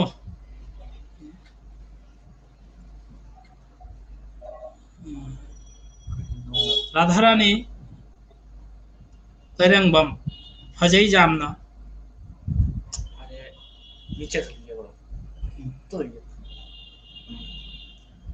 रोमियो लाइस्राम बांग्लादेश लेरिबा इचिनाव सिंगु थागतचरी इसा पुनमकु नुंगाइ जायफाबा ओइबिउ हाना रोमियो लाइस्रामना हाइबिरकी कमेंट्स तबरे बखुदिंगमकु इकाय खुमना बाउचरी अमसुं थागतचरी हौजी masigi thoromasi da mathang da laijare saireng thiba ama Bangladesh ki abriti silpi sing saireng thiba kalakar sing manungda thoidokna singthaningai oraba bisgaw gi Unita Sorai Jamgi Konthokta Hoji Sereng ama tabirasi Unita Sorai Jambu Kausinjari Mathangda Miyang Yamhamda Mahaki Sereng Lanthokpina Haidona Maming Unita Sorai Jam Leiphamna Bishkau Bangladesh Aigashi Kobi Amashung Gobeshok Ipan Eke Sheramgi Muthatpa Yararoidaba Mingkoba Sereng ama Pathokjagi Ashoyalan Yaurabadi Mayam Ngappiu Thaunagi ihul na pik thallaba mangal thoklaba khudombi ama nong makhanghoda na haigat khi mapal naidraba atiya tamna Pakistan gi lanmi mayam gi I dauna nganglaba mitiengbu thaushadana akanba khonthokta laukhiram mana ashoiba aranba amashung miot minei gi mayokta mang tak naidraba khudombi ado Ngashi lengdana leiri awangba atiyada Namphugi leingak amashung ot nei babu pungmang manghan khinaba Itihash ki akanba khulawama ningtambagi pamjabaga loinana ishing ashabagum shouduna leiriba rescourse ki khonthok lokho kayabu namhattuna akanba inil amaga loinana thorakhi nongma Handaki ihau shidi aikhoigi mukti gi ihauni Handaki ihau shidi ningtambagi ihauni Ishing ichaugi manilgum shandorakpa khonpham mado hojik shuleptana khongthang yeiri Banglagi ishing nungshitta Amuba paipama angoba pajama pumyat litpa miyoy amagi khutta Yamna chamlaba tattana uba phibam amani adubu hojikti banglagi atiya malangda lengdaba shaktam nimadu jati apumbagi thajaba amashung pongjaningai gi masakni ming amakhakti hojik shuniti gi banglagi mi karor kayagi thamoi nungda inil piduna chatli madugi mingdudi kaidongai da shu muthatpa yaroi Matamgi lamaidagi mang tak naidraba mingni madu Banglagi thamoigi shenglaba khonthok Sheikh Mujibur Rahman Thagachari mayambu Tabiriba sing Hoji Unita Sorai Jamgi Maki Fajaraba Sereng Thiba tabiba phungbi hai Aina Ngasigi Thoramasida Ekhoina Hajarubada Hara Harana Jabirakliba Thoramasida Saruk Jabiriba Oja Singbu Dhakabasi Manipuri gi Sabhapati Kongkham Nilmani Bangladesh Manipuri Sahitya Sangsad ki Oja Kobi Eke Seram Amasung Manipur gi Oja Thokcham Dr. Ibohan Bibu Amasung Agartala gi Oja N. Dilip Kumar Sinhabu Aina Iskinda Kausinjari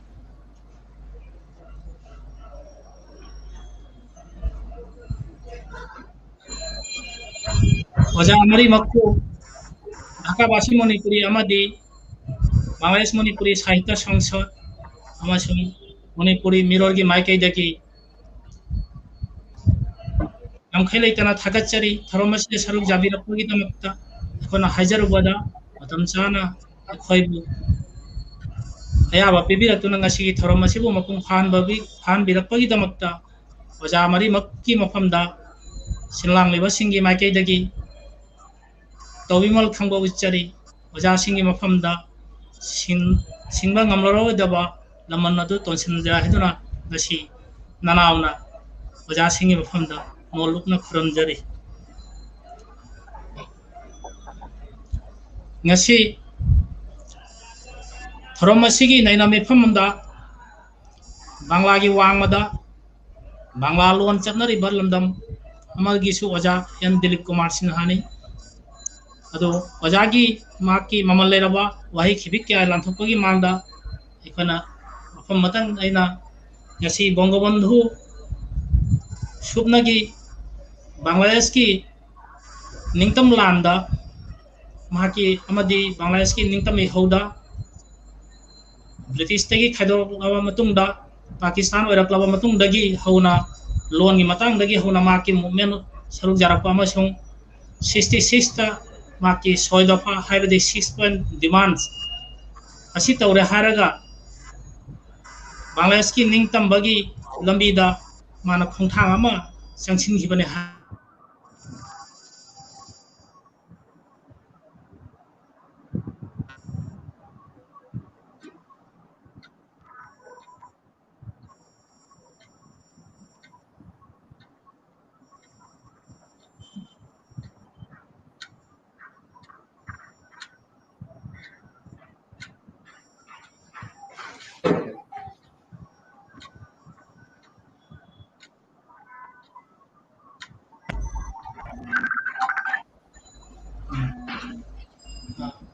Bangabandhu की माकी 7 मार्च का पीखिबा माकी भाषण माकी speech ngasi malemgi oina world heritage oraba speech amani asi maki 7 march ta lauthokhiba maki speech asida bangladesh ke ningtam lauthokhi bagi ekhona dugi mami uba phangi amasung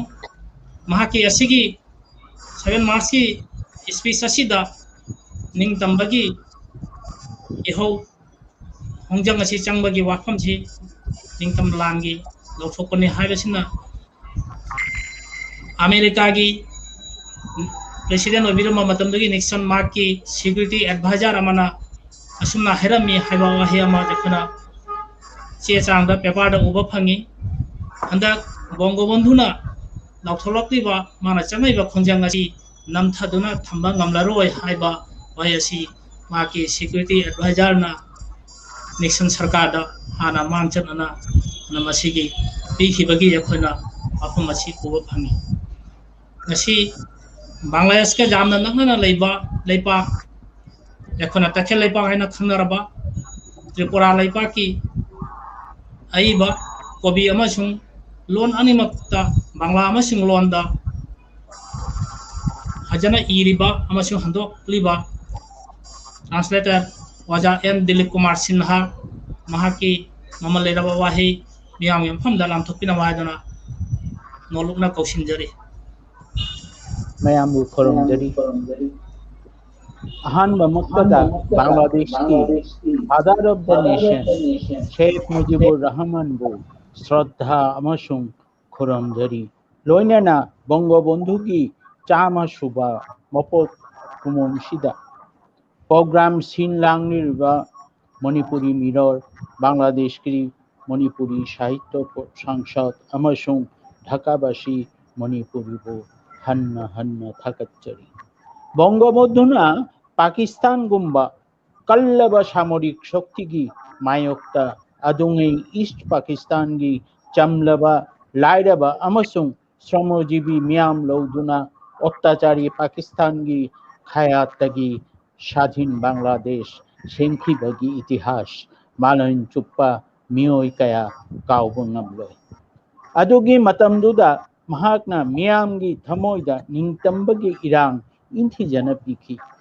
Nipah नुपी खाइदना निंगतंबगी लान direct indirect वेदा जाउखी अमसुंग निंगतंबा पृथ्वीगी इतिहासता बांग्लादेश हाइबा राष्ट्र अमा सेंबा नमखी लाइबक थिबदी जातिगी जनक मुजिबुर रहमान बो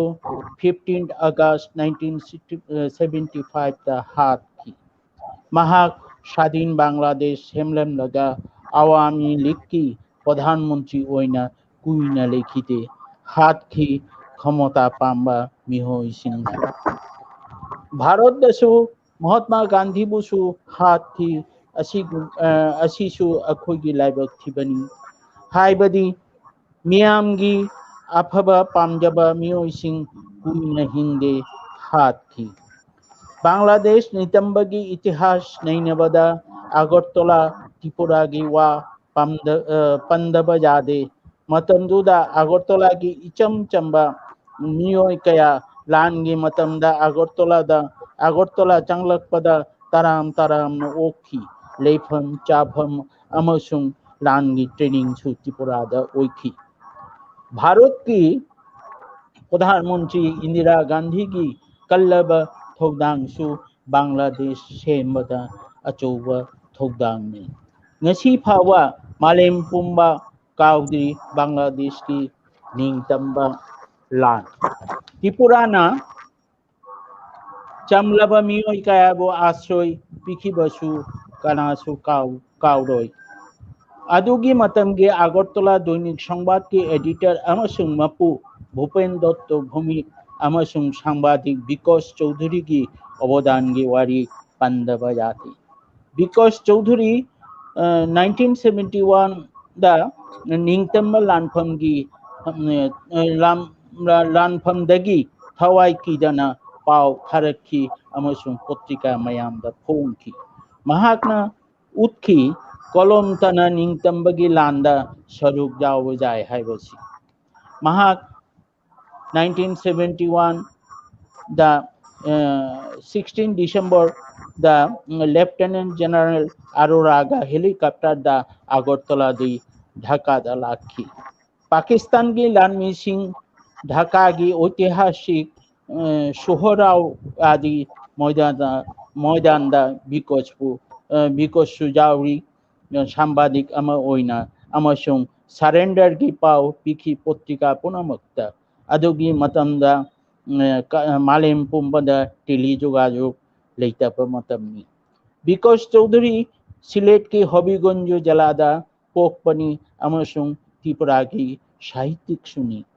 mahaki larik Bangladesh mukti juddho 71 Tripura Bangladesh ningtamba langi dolil haiba jai eina ningjabada Silet ki lebak yamna urborni hainingi Silet ta pokba akhoi gi Sri Chaitanya Dev Shantidas Gosai asigumba magun chilaba miyoi kaya gi pokphamni hijam irawot Silet jail da bondi leiramdadi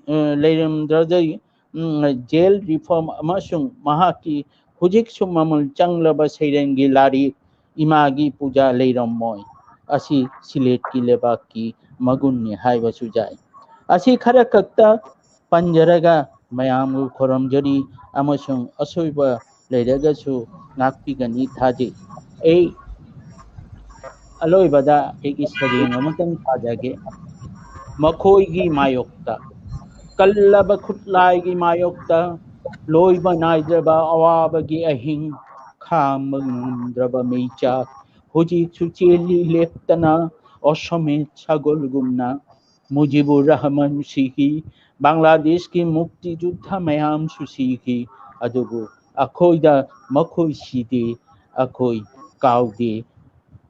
nakhoi bu kauroi Mujib hatpa matamda mahaki mitlu da wahang amadi sojana leiramgani juk kaya asumna leigani akhoi pangal kalaba mihatpa mayam gi mayokta hujik ti khangle akhoi lan sokna gani punsigi lampham sida makhoi gi mayokta thawai leribang thei khutlai paiduna kolom paiduna sahitya su akhoi sahitya dasu akhoi hingani om shanti mayam khoram tabiriba amasung engbiriba ngasigi virtual platform Agartala gi Waja N Dilip Kumar Sinha gi maki mamal leraba wari single yama tabiba phungbire hariba amasima Waja Singha haramiba asi achumba khattani Bangabandhu supnagi sahi jankhei manga khattani maki punsida adu maki jankhei manga gi punsida thamam liba khudolasi malemda taibang miyoi bana lairiba makhaidi माके खुदोलसी मुत्तन लेरनी मई सिंग चाक्तन लेरनी हाइबसी एखोगी अचेत थाजाबनी ngasiगी thoram parenda huji laijare saireng paba ngasiगी mathangi saireng ase pabigani namram shankar sadharan sampadok secretary general Bangladesh Manipuri Sahitya Sangsad mahakabi amani mar silet tagini asi adonana mathangda mu sareng pabigani Seram Ripon Mahasum Manipuri Kobi Amani Maha Huji Canada Leba Mio Amani Mahat Seram Ripon Masum Namran Songkorgi Seren Tabirasi Tabiri Basingi Honda Koshi Bangabandhu ki chahi chama shuba mapok kumonga mari lenana Bangladesh Manipuri Sahitya Samsad amasung Dhakabashi Manipuri Sangstan anina khutsamnaduna Shilangjaba masigi thawra masida sharuk yabiriba wajashin yangbiriba mayam amasung technical support amadi media partner oiraduna masigi thawra masibu mapung fahan biriba Manipuri mirorgi thawuren singbu nolukchana ikai khumna bochari matang sida aina ayaki lanai lengba sharing amatang pathokchari yaki sharing mi nangi noptraba khudombi nangi khudombi do khara khara tawno wangkhatli atiya tamna kallaba chawraba khudombi do lep naidana atai shu wangkhatli yaknaba mayamgi apanba mayam nakthoklaga chatkhatli mangda nongmadi chapchana atiya lamba phangki noptraba khudombiduna nangi bajragi kholauda atiya nikhi shitkhi nonglei nungshit hingchaba yaknaba mayamgi mathabak thamoi kaikhi kholaududa nangi khonthokki wahaido boktrita natte nungshiraba shairengni nangna hairamba wahai khibikto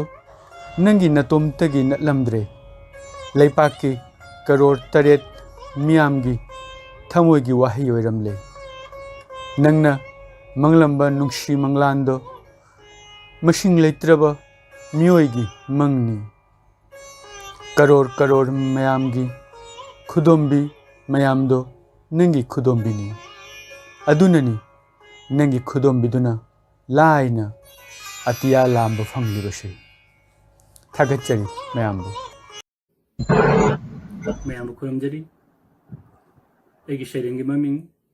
chachi hanna panthogi nakta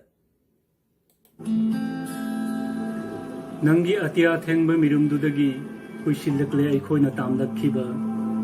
kuishillakle nangi mapan naidraba thamoigi nungshi laiwa yaibi hidan tamdaba tamdubuna nangondagi panthau aikhoidu wangba ngamdre kwa pambigum aikhoidi shangba ngamdre eucalyptus gum aikhoidi lamba phangdre isagi luton busu lamba phangdre isamaki saijin busu nangondagi tamkheba khenpham adu thina phatkidraba nongdam adudani nongdam adumakni saroi khangkiba kuishillakle panthau nangondagi tamlakhiba khanki nangondagi thablagada chawrani sanglani aikhoi kahaurani dumitna karingai ena kaira khullagani nangi mirumdagi hek lapthoklabadi arembani arambani oithoktabani apangba wakhalda ungdabani pumnamak achumbadi asini nangna atiya thengdringai wangkhatpa ngamkhide kanasu nangi khudombina taklamdringai panthungpham khanglamde kaidongaida nangi thamoina kollamdrabadi changjapham leiramoi mioi khuding panthau nangna saramdrabadi shairengi leikol shaireng masak khanglamdoi malemna aduna law chachi panthau gi nakta hanna thillu panthau nangi khudombi ado chingnadana panthungpham khangjagani khudombi gi thiltana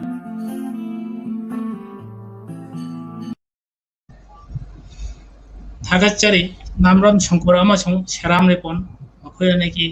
naiba hajaraba saireng miyangi honda khudor tambirapagi damta hojik mathangda laijare ngachigi thoram pareng asida nainabagi mifam asida Kobi Hamam Pramod amasung aiba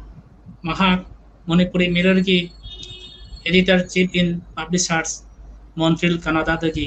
ꯃꯍꯥꯛꯀꯤ ꯃꯃꯜ ꯂꯩꯔꯕ ꯋꯥꯍꯩꯁꯤꯡꯕꯨ ꯃꯤꯌꯥꯝꯒꯤ ꯃꯐꯝꯗ ꯂꯥꯟꯊꯣꯛꯄꯤꯅꯕ ꯍꯥꯏꯗꯨꯅ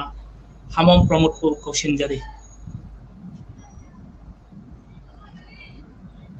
ꯌꯦꯡꯕꯤꯔꯤꯕ ꯑꯃꯁꯨꯡ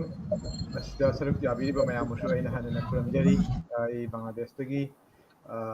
ꯀꯩ ꯍꯥꯏꯇꯥꯔꯦ ꯌꯥꯎꯕ ꯉꯝꯗ꯭ꯔꯒꯁꯨ ꯃꯄꯥꯟ ꯂꯝꯗ ꯂꯩꯔꯒꯁꯨ ꯑꯁꯤꯒꯨꯝꯕ ꯄ꯭ꯔꯣꯒ꯭ꯔꯥꯝ ꯑꯃꯗ ꯌꯥꯎꯍꯟꯕꯤꯕ ꯑꯃꯁꯨꯡ ꯑꯁꯤꯒꯨꯝꯕ ꯄ꯭ꯔꯣꯒ꯭ꯔꯥꯝ ꯑꯃ ꯁꯤꯟꯕꯤꯕꯒꯤꯗꯃꯛ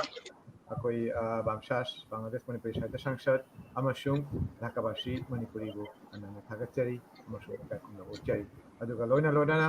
ꯃꯅꯤꯄꯨꯔꯗꯒꯤ ꯂꯦꯡꯕꯤꯔꯛꯏꯕ ꯑꯣꯖꯥ ꯒꯣꯍꯟꯕꯤ ꯑꯃꯗꯤ ꯑꯩꯈꯣꯏ ꯇ꯭ꯔꯤꯄꯨꯔꯥꯒꯤ ꯑꯣꯖꯥ ꯑꯦꯟ ꯗꯤꯂꯤꯞꯄꯨꯁꯨ ꯑꯩꯅ ꯈꯨꯔꯨꯝꯖꯔꯤ ꯑꯃꯁꯨꯡ ꯊꯥꯒꯠꯆꯔꯤ꯫ ꯑꯗꯨꯒ ꯂꯣꯏꯅꯅ ꯌꯦꯡꯕꯤꯔꯤꯕ ꯃꯌꯥꯝꯕꯨꯁꯨ ꯑꯃꯨꯛꯀꯁꯨ ꯍꯟꯅ ꯈꯨꯔꯨꯝꯖꯔꯤ꯫ ꯑꯩꯒꯤ ꯊꯣꯏꯗꯣꯛꯄ ꯍꯥꯏꯅꯤꯡꯉꯥꯏ ꯂꯩꯇꯦ, ꯃꯇꯝꯁꯨ ꯌꯥꯝꯅ ꯍꯧꯈ꯭ꯔꯦ꯫ ꯑꯩꯅ ꯍꯥꯏꯕꯇꯕꯨ ꯑꯩꯈꯣꯏ ꯕꯪꯒ꯭ꯂꯥꯗꯦꯁꯇ ꯃꯅꯤꯄꯨꯔꯤ ꯑꯃ ꯑꯣꯏꯅ ꯂꯩꯔꯕꯁꯨ ꯕꯪꯒ꯭ꯂꯥꯗꯦꯁꯀꯤ ꯏꯁꯤꯡ ꯅꯨꯡꯁꯤꯠ ꯃꯔꯛꯇ ꯂꯩꯔꯛꯄꯅꯤꯅ ꯕꯪꯒ꯭ꯂꯥꯗꯦꯁꯀꯤ ꯊꯣꯛꯏꯕ ꯊꯧꯗꯣꯛ ꯋꯥꯊꯣꯛ ꯄꯨꯝꯅꯃꯛꯇꯁꯨ ꯑꯩꯈꯣꯏ ꯁꯣꯏꯗꯅ ꯌꯥꯎꯒꯅꯤ꯫ ꯃꯅꯤꯄꯨꯔꯤꯅꯤ ꯍꯥꯏꯕꯁꯨ ꯀꯥꯎꯔꯣꯏ, ꯑꯗꯨꯒ ꯂꯣꯏꯅꯅ ꯑꯩꯈꯣꯏꯁꯤ ꯕꯪꯒ꯭ꯂꯥꯗꯦꯁ ꯃꯆꯥꯅꯤ ꯍꯥꯏꯕꯁꯤꯁꯨ ꯀꯥꯎꯐꯝ ꯊꯣꯛꯇꯦ꯫ ꯑꯗꯨꯅ ꯕꯪꯒ꯭ꯂꯥꯗꯦꯁ ꯑꯃ ꯑꯣꯏꯔꯛꯄ, ꯕꯪꯒ꯭ꯂꯥꯗꯦꯁꯤ ꯑꯃ ꯑꯣꯏꯔꯛꯄꯗ ꯑꯩꯈꯣꯏꯒꯤ ꯂꯩꯈꯤꯗ꯭ꯔꯕ ꯃꯌꯥꯝꯒꯤ ꯂꯨꯆꯤꯡ ꯄꯨꯔꯦꯜ ꯍꯥꯏꯇꯥꯔꯦ ꯁꯦꯈ ꯃꯨꯖꯤꯕꯨꯔ ꯔꯍꯃꯥꯟꯒꯤ ꯊꯧꯗꯥꯡꯁꯤꯗꯤ ꯀꯩꯅꯣ ꯇꯧꯅꯤꯡꯉꯥꯏ ꯂꯩꯇꯕꯅꯤ꯫ ꯑꯗꯨꯅ ꯃꯥꯒꯤ ꯆꯥꯝꯃ ꯁꯨꯕ ꯃꯄꯣꯛ ꯀꯨꯝꯑꯣꯟꯁꯤꯕꯨ ꯅꯤꯡꯁꯤꯡꯕꯤꯕ ꯑꯩꯈꯣꯏꯒꯤꯁꯨ ꯏꯊꯧꯗꯥꯡ ꯑꯃꯅꯤ ꯍꯥꯏꯅ ꯈꯟꯅ ꯑꯩꯈꯣꯏ ꯑꯁꯤꯁꯨ ꯁꯔꯨꯛ ꯌꯥꯖꯕꯅꯤ꯫ ꯑꯗꯨꯒ ꯂꯣꯏꯅꯅ ꯑꯩꯈꯣꯏ ꯕꯪꯒ꯭ꯂꯥꯗꯦꯁꯀꯤ ꯂꯩꯔꯤꯕ ꯑꯇꯩ ꯖꯥꯇꯤ ꯗꯤꯚꯣꯔꯁ ꯍꯥꯏꯇꯥꯔꯦ, ꯗꯤꯚꯣꯔꯁ ꯆꯤꯡꯕ ꯑꯇꯩ ꯀꯩꯅꯣꯁꯤꯡꯗꯁꯨ ꯑꯩꯈꯣꯏ ꯁꯣꯏꯗꯅ ꯁꯔꯨꯛ ꯌꯥꯖꯒꯅꯤ꯫ ꯑꯗꯨꯒꯤꯗꯃꯛ ꯇꯧꯔꯤꯕ ꯇꯧꯕ ꯑꯁꯤ ꯍꯥꯏꯔꯒ ꯑꯁꯤꯗ ꯑꯩ ꯁꯨꯝ ꯂꯣꯏꯁꯤꯟꯖꯔꯤ꯫ Thank you all.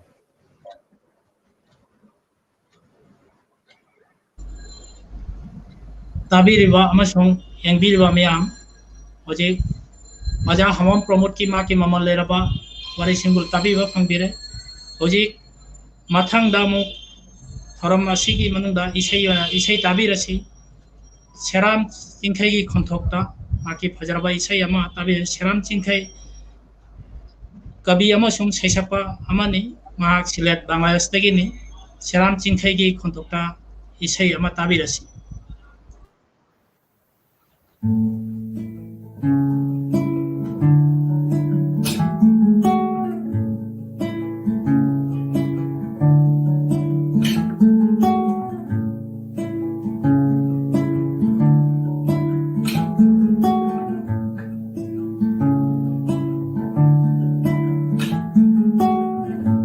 Kophai karama matam she tailum she omchak naraba manlan she malang she ingwa shalakwe khamwa shalakwe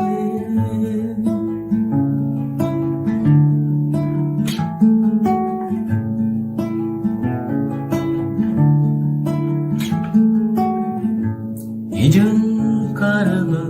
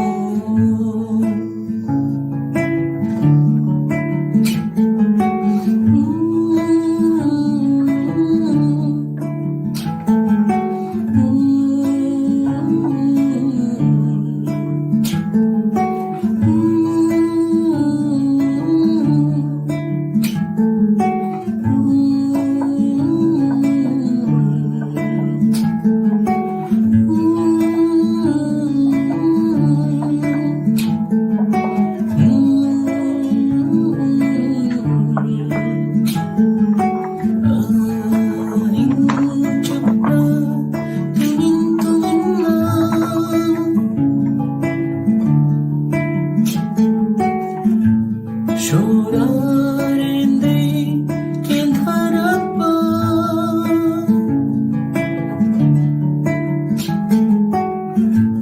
Tawan nichak kun minashi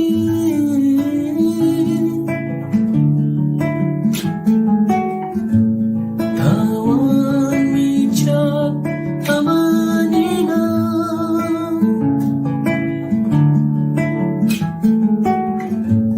Manjagarashu kenghina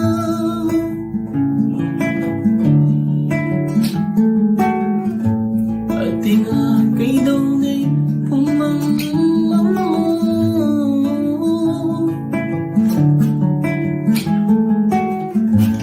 Tawan michak punminashi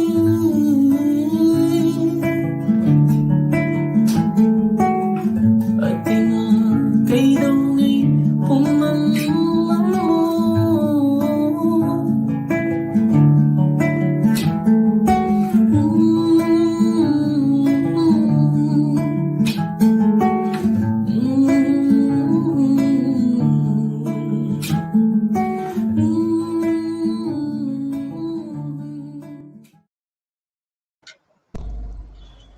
ꯇꯥꯕꯤꯔꯤꯕ ꯑꯃꯁꯨꯡ ꯌꯦꯡꯕꯤꯔꯤꯕ ꯃꯤꯌꯥꯝ ꯍꯧꯖꯤꯛ ꯁꯦꯔꯥꯝ ꯆꯤꯡꯈꯩꯒꯤ ꯃꯥꯒꯤ ꯐꯖꯔꯕ ꯃꯩꯇꯩꯂꯣꯟꯒꯤ ꯏꯁꯩ ꯑꯃ ꯃꯤꯌꯥꯝꯒꯤ ꯃꯐꯝꯗ ꯇꯥꯍꯟꯕꯤꯈ꯭ꯔꯦ ꯍꯧꯖꯤꯛ ꯐꯦꯁꯕꯨꯛꯇ ꯀꯣꯃꯦꯟꯠ ꯇꯧꯔꯤꯕ ꯃꯌꯥꯝꯁꯤꯡ 이보마차 머니푸리 미로부 타와이 하피리바 와자 구루싱부 타갓자리 주바자 나갈랜드기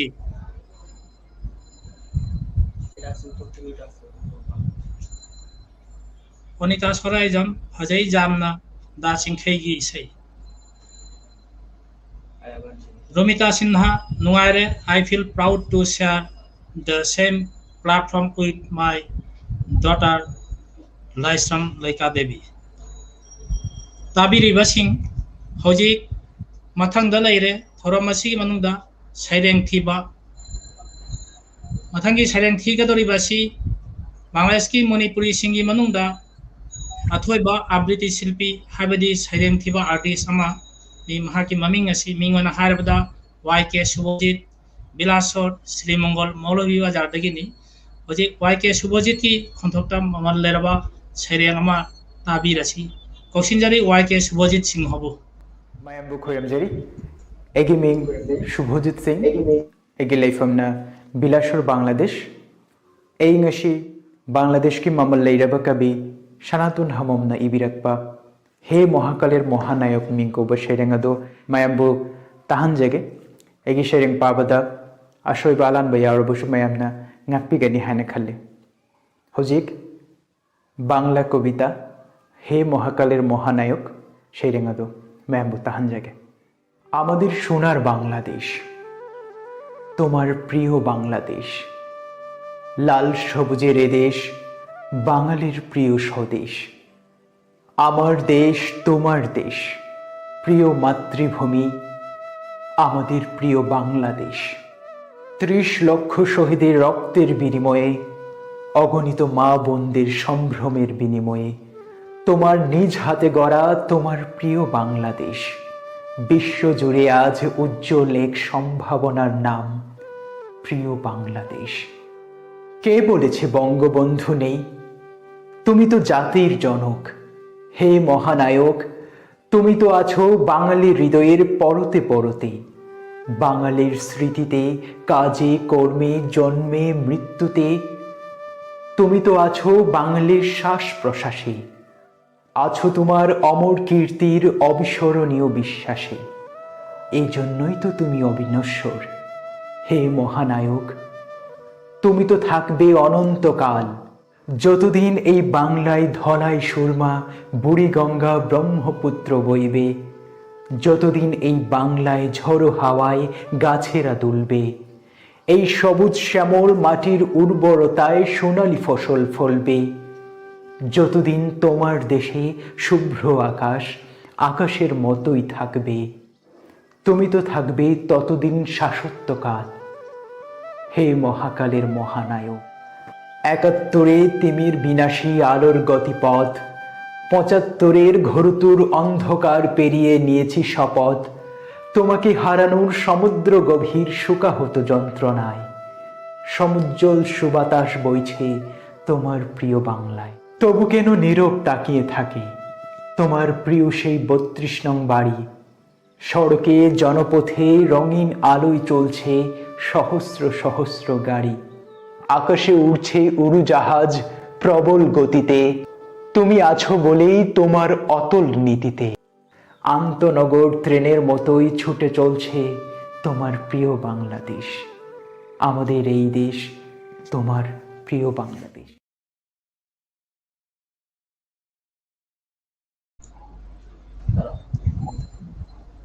ताबीरिबा अमसुंग एंगबिरिबा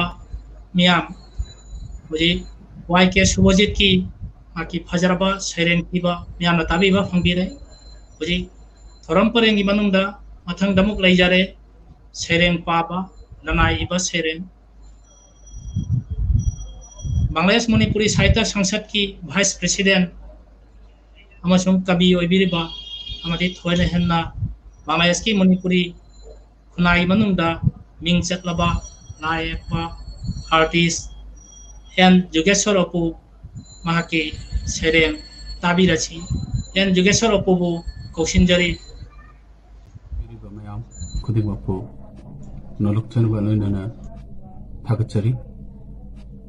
एहा हुजी सेरें मतंग पाथोकचगे मयाम ताबियो नाहक्तंग लेपो कोकनोन जाति की शक्ताक फिराल बवांगना थांगत्तुना लमजिंग लुचिंगता ओइबदा तुहत ताहल्लबसु नंगतना ngамखी निंगतंगी मंग मंगहनबा मतम कया कया वाथो कया कयादा नंगी मंगदा तावदुना थौना थोकना ngauchetni हिमालय पाक की मंगलांदा मिचम कयाना अदुदगी नोंगमा जुआर लाक्लबा फिबान लाइद्रबा मितिलगी समुद्रदा अकी तुजुंबगी अचिक पपल नम खाय हन्ना नोखा खोलाव द लाउथोखी हंदकी हो एखोय की निंगतंगी होनी हंदकी हो मिखा पोंदबगी होनी इतिहास मथंग इतिहासनी बांग्ला की लेशीम लेमाय इन इराक न खिपकी इतिहास कंगमद्रब खाइने पिरांगी इतिहास ताइफुन हेरिकेन दगी सुकन्न नैरब मखोगी मिहात मिनी यहुरप बंगला की थौना थबल लोंद अमुब ममी तहन खिदे किदोंगैद नंगबु फान फून पुन्न कदायदनो थंगदब नंगी निंगतम वखल्लोन संदोख्रबद बंगला शिन्न लेशिंद थमोयद की थमोयद अमत्त ओइब वाशक्त अदुबु येंगु पिरांगी लेचिलना कुपशिल्लब मित्तुना कयात तमथिख्रबनु कयात मिरमलिन तिनखिद्रबनु बंगलाशिदा चमथोक्लुबु वाखल्लोना संदोक्लुबु खुत्ती बुलेट किलेन नोंग सिंना शाना थादरमी धानमंदी कुंथ्रानी थोगी काफुम कायदोंग मिनु शहीद मिरलिन तुंदब कराम हो चाव मिहात पशिन्न अशिद लाभ तुही मुन्न को न थम्बे बचिक्ल तंपाक्षिद तुम न रेगी तुम हुईरब मंगाद नैमाय तिन्न जाति की पंथौ बंगबंधु शेख मुजीबुर रहमान अशिद लेपो नाहक्तन कोप नोन थागचे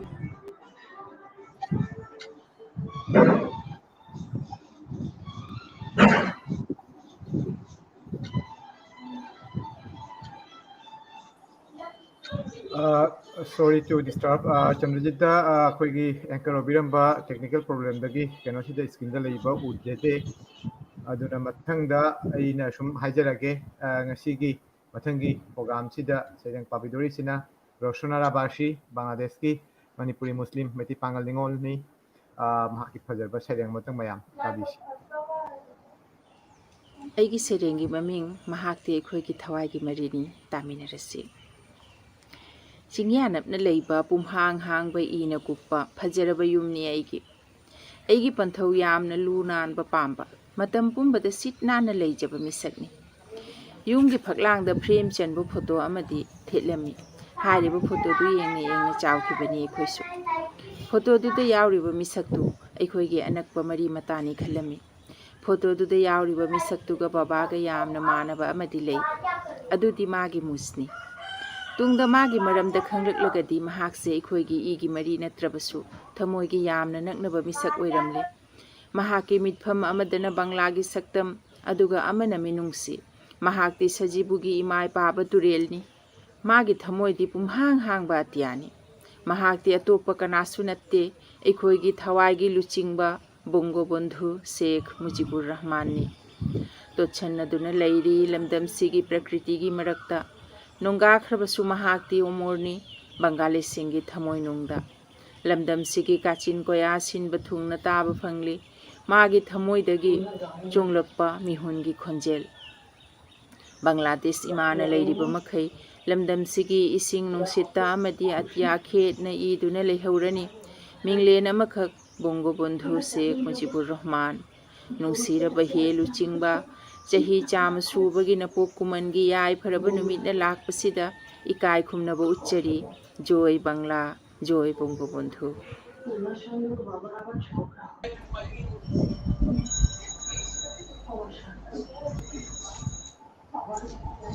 ताबीरिबा मयामसिंग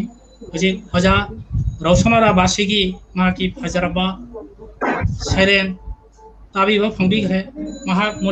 मणिपुरी मुस्लिम खुनागी नुपी कवि अमनी महाक भानुवास मौलवी बाजार दगिनी। ताबीरिबा सिंग महाक आइगी नेट खुदोंग चादबदगी इना मसि लौथोकपा ngamjahode asigidamta nuaitaba फोंदोकचरी। हजिक मथंगदा लैरे ngasiगी thoram masida thodo hendokna minang chingsinningai oraba jagoi ama jagoi asi sabigani Laishram लैका देवी माना सागदरिबा जगोय asi राधा अभिसा महाक माहेरोय अमनी मणिपुरी जगोय इसेदा थवाय जावा मियोय अमनी महा होजी होजी लमदम असिगी मणिपुरी जगोयदा मिंग चलबा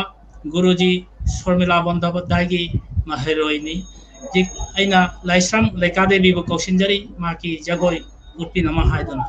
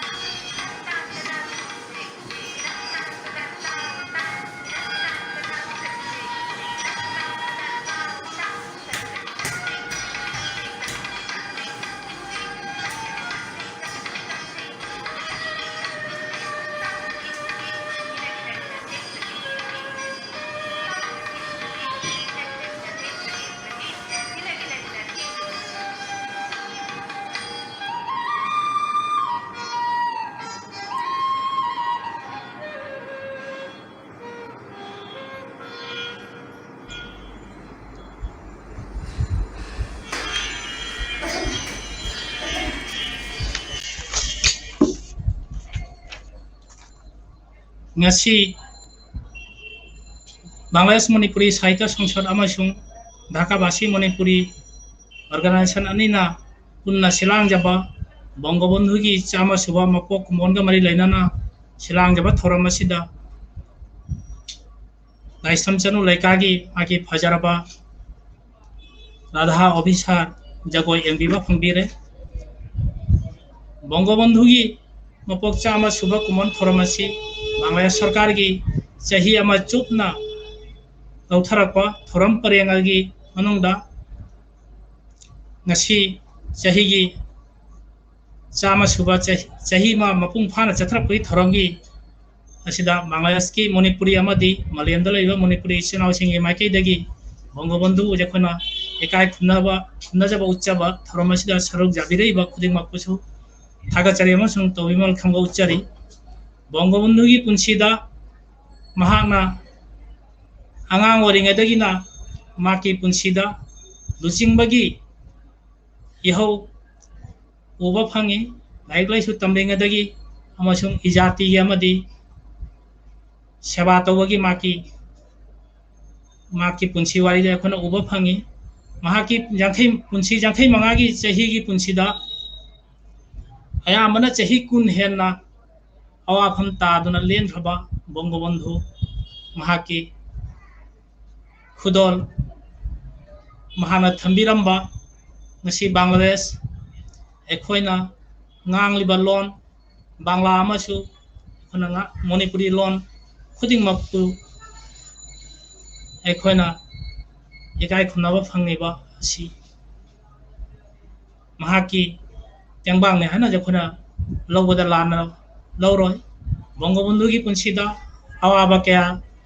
thengna khaba maki punsini maki jambal non gi punsida chu maki imung manunggi loinabagi punsigi tangkhai ama awa phamda len khaba lotna len khaba chingman da len khaba maki punsi maki kathok khaba punsi ekhona tamjaningai ni ada ina ngasai su mangda haijagi mani Bangabandhu supnagi Bangali jati gi tamakta natte Malayan gi ningtamba pamliba mioi khudingmakki luching mihut amani haina ekhona thajai mosung mayamna thajanari Bangabandhu supna Malayamda aibang mioi bana lairiba makhai Bangabandhu gi ming edong semut daroi Bangali jati na lairiba makhai di Bangabandhu edong edasu kawraroi aibang mioi bana Ganga Jamuna gi chilna chiliba makhai di soidana Bangabandhu gi ming soidana leikhigani matam khudingmakta he Bangabandhu nangi narai wakta ngasi suja khoina phamduna Manipuri macha ama wana ngasi maitekron akhoi thorom puring pangthokpa ngamni nanggi khudolni he bangabandhu thagatchari ngasi thorom asida amuk ngasi thorom asi loisinbagi mangda aihak Yansamam Chandrajit Secretary General Dhakabasi Manipuri gi mayam hamdagi aihakna aihaki ngasi thorom puring asida lauthokchabada karima soi langba jawba taragasu tabiriba engbiriba amasung ojasingna ngakpinama haiduna aihaki amadi sinlangliba singi maikaidagi Dhakabasi Manipuri Bangladesh Manipuri Sahitya Sangsad amasung media partner Manipuri Mirror gi maikaidagi miyamgi mafamda seran ngakpinama haiduna nijari amasung Manipuri Mirror busu tawbimal thangba uchari ngasi thorom asi mapung phana puthok pada tengbang birapagi damakta ado ngasi ojasingsu amtanga hanna aina oja eke saramgi aroiba waroisin haibagi mangda ojasingbu aina oja eke saram oja kongkham nilmoni singha oja ibohanbi amasung oja dilip leibiragadi screen da aina kausinjari ojasingbusu amukka na khuramjari ngasigi thorom asida mapung phan bibagi damakta ojasingbu aina tawbimal thangba uchari hojik ngasigi thorom asida waroisin miyamgi mafamda lamthokpinama haiduna Bangladesh Manipuri Sahitya Sangsad ki oja kobi eke sarambu aina kausinjari manana ehaksu matang sida sidagi bidai laujarage joy Bangla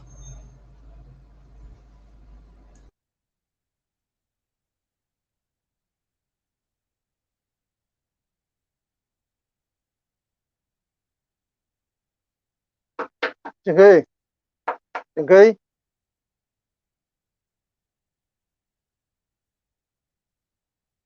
Chingkai,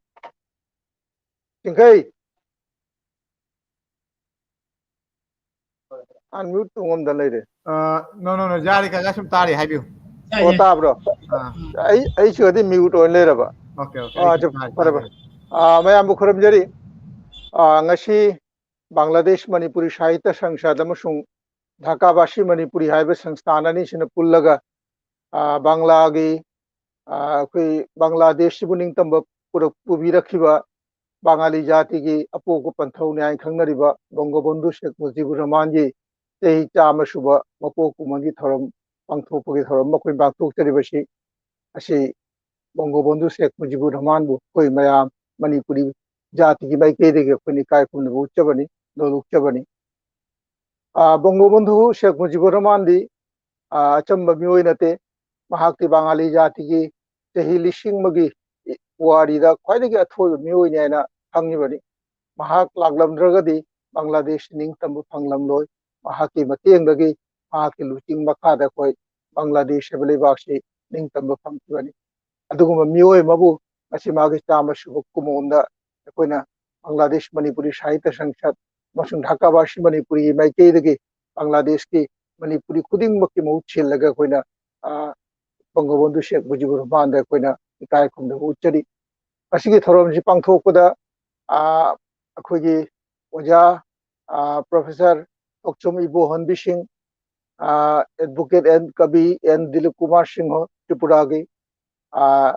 Kongkham Sri Kongkham Nilmoni Singh Dhakabasi Manipuri ki President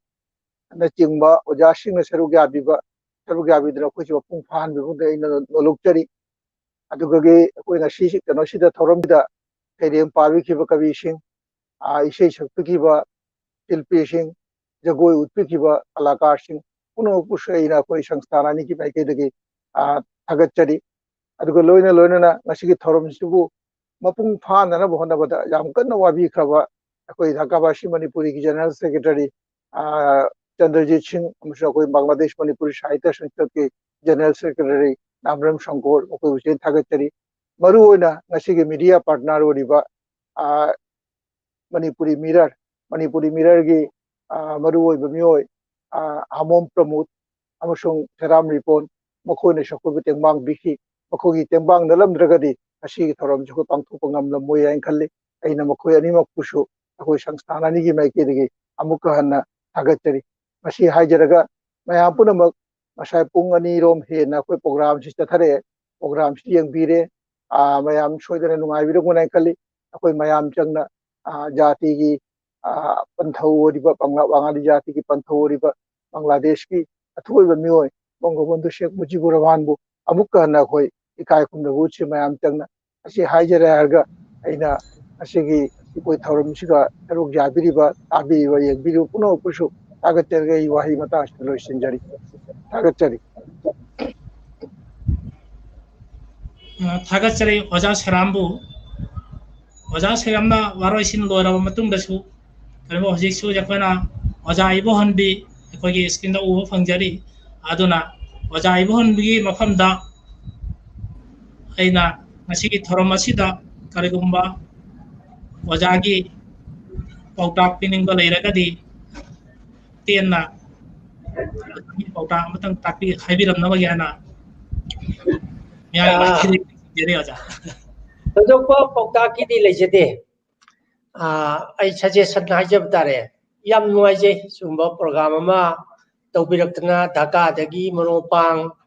adagi Canada da leiba Moropang adai Sylhet leiba Moropang Tripura da leiba mayam ji unarerga koi ge Bangabandhu gi cham suba mapok kumon siga mari leinana koi wari watai tawdana magi pung da power pa mayam khar phongdok na base base ondona nuai jagre aduga aina kitang khanjaba mana masi oithokpa yabra pung ani mukni haina haibigre ani bu kitang help tawi haidana masi koina laptop koi gi mobile da yengpa tamda ayengba kangbu su kitang kana gum khradi ai gum mit ka phattaba dadi sumne queen expose tor bagi nuai taba comfortable oiba wat bagumba horakpa arna masi part oina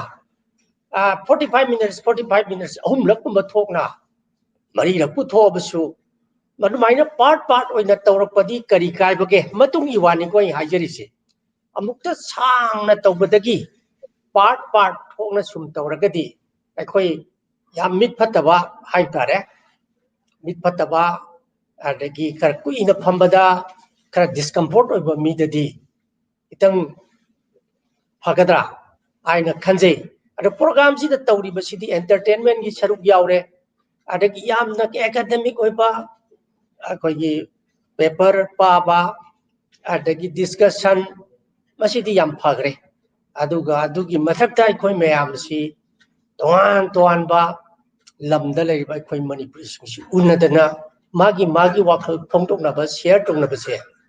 basidi yam nuai jagre nai haijeningi aduga haujiki program sang basida kramai torga tentak na koi tawba yadagi numi humni ga chathaba yabra ni ga chu tungi wani ai haijari base hauji kiti yam nuai ji siptang haijage tawban Wajara wajagi wari asi tabda soda namaki jekoi tungda karigma thoram kya torokpa taradi silakpa taragadi jekoi wajagi pokta kasumna hana janama gi chu hana jage wajaga su jekoi pau phomna jagani mathang dasu wajada ekhona karigma baton tawjarakpada wajasu thangai sengna jekoi phangani abe jekoi gi chu achepa thajabani adu ngasi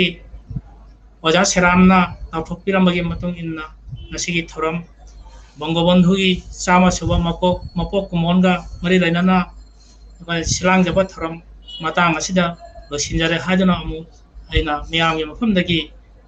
kaina bagi jathang asi nejari tabireba miyam gi mafamdagi jai phare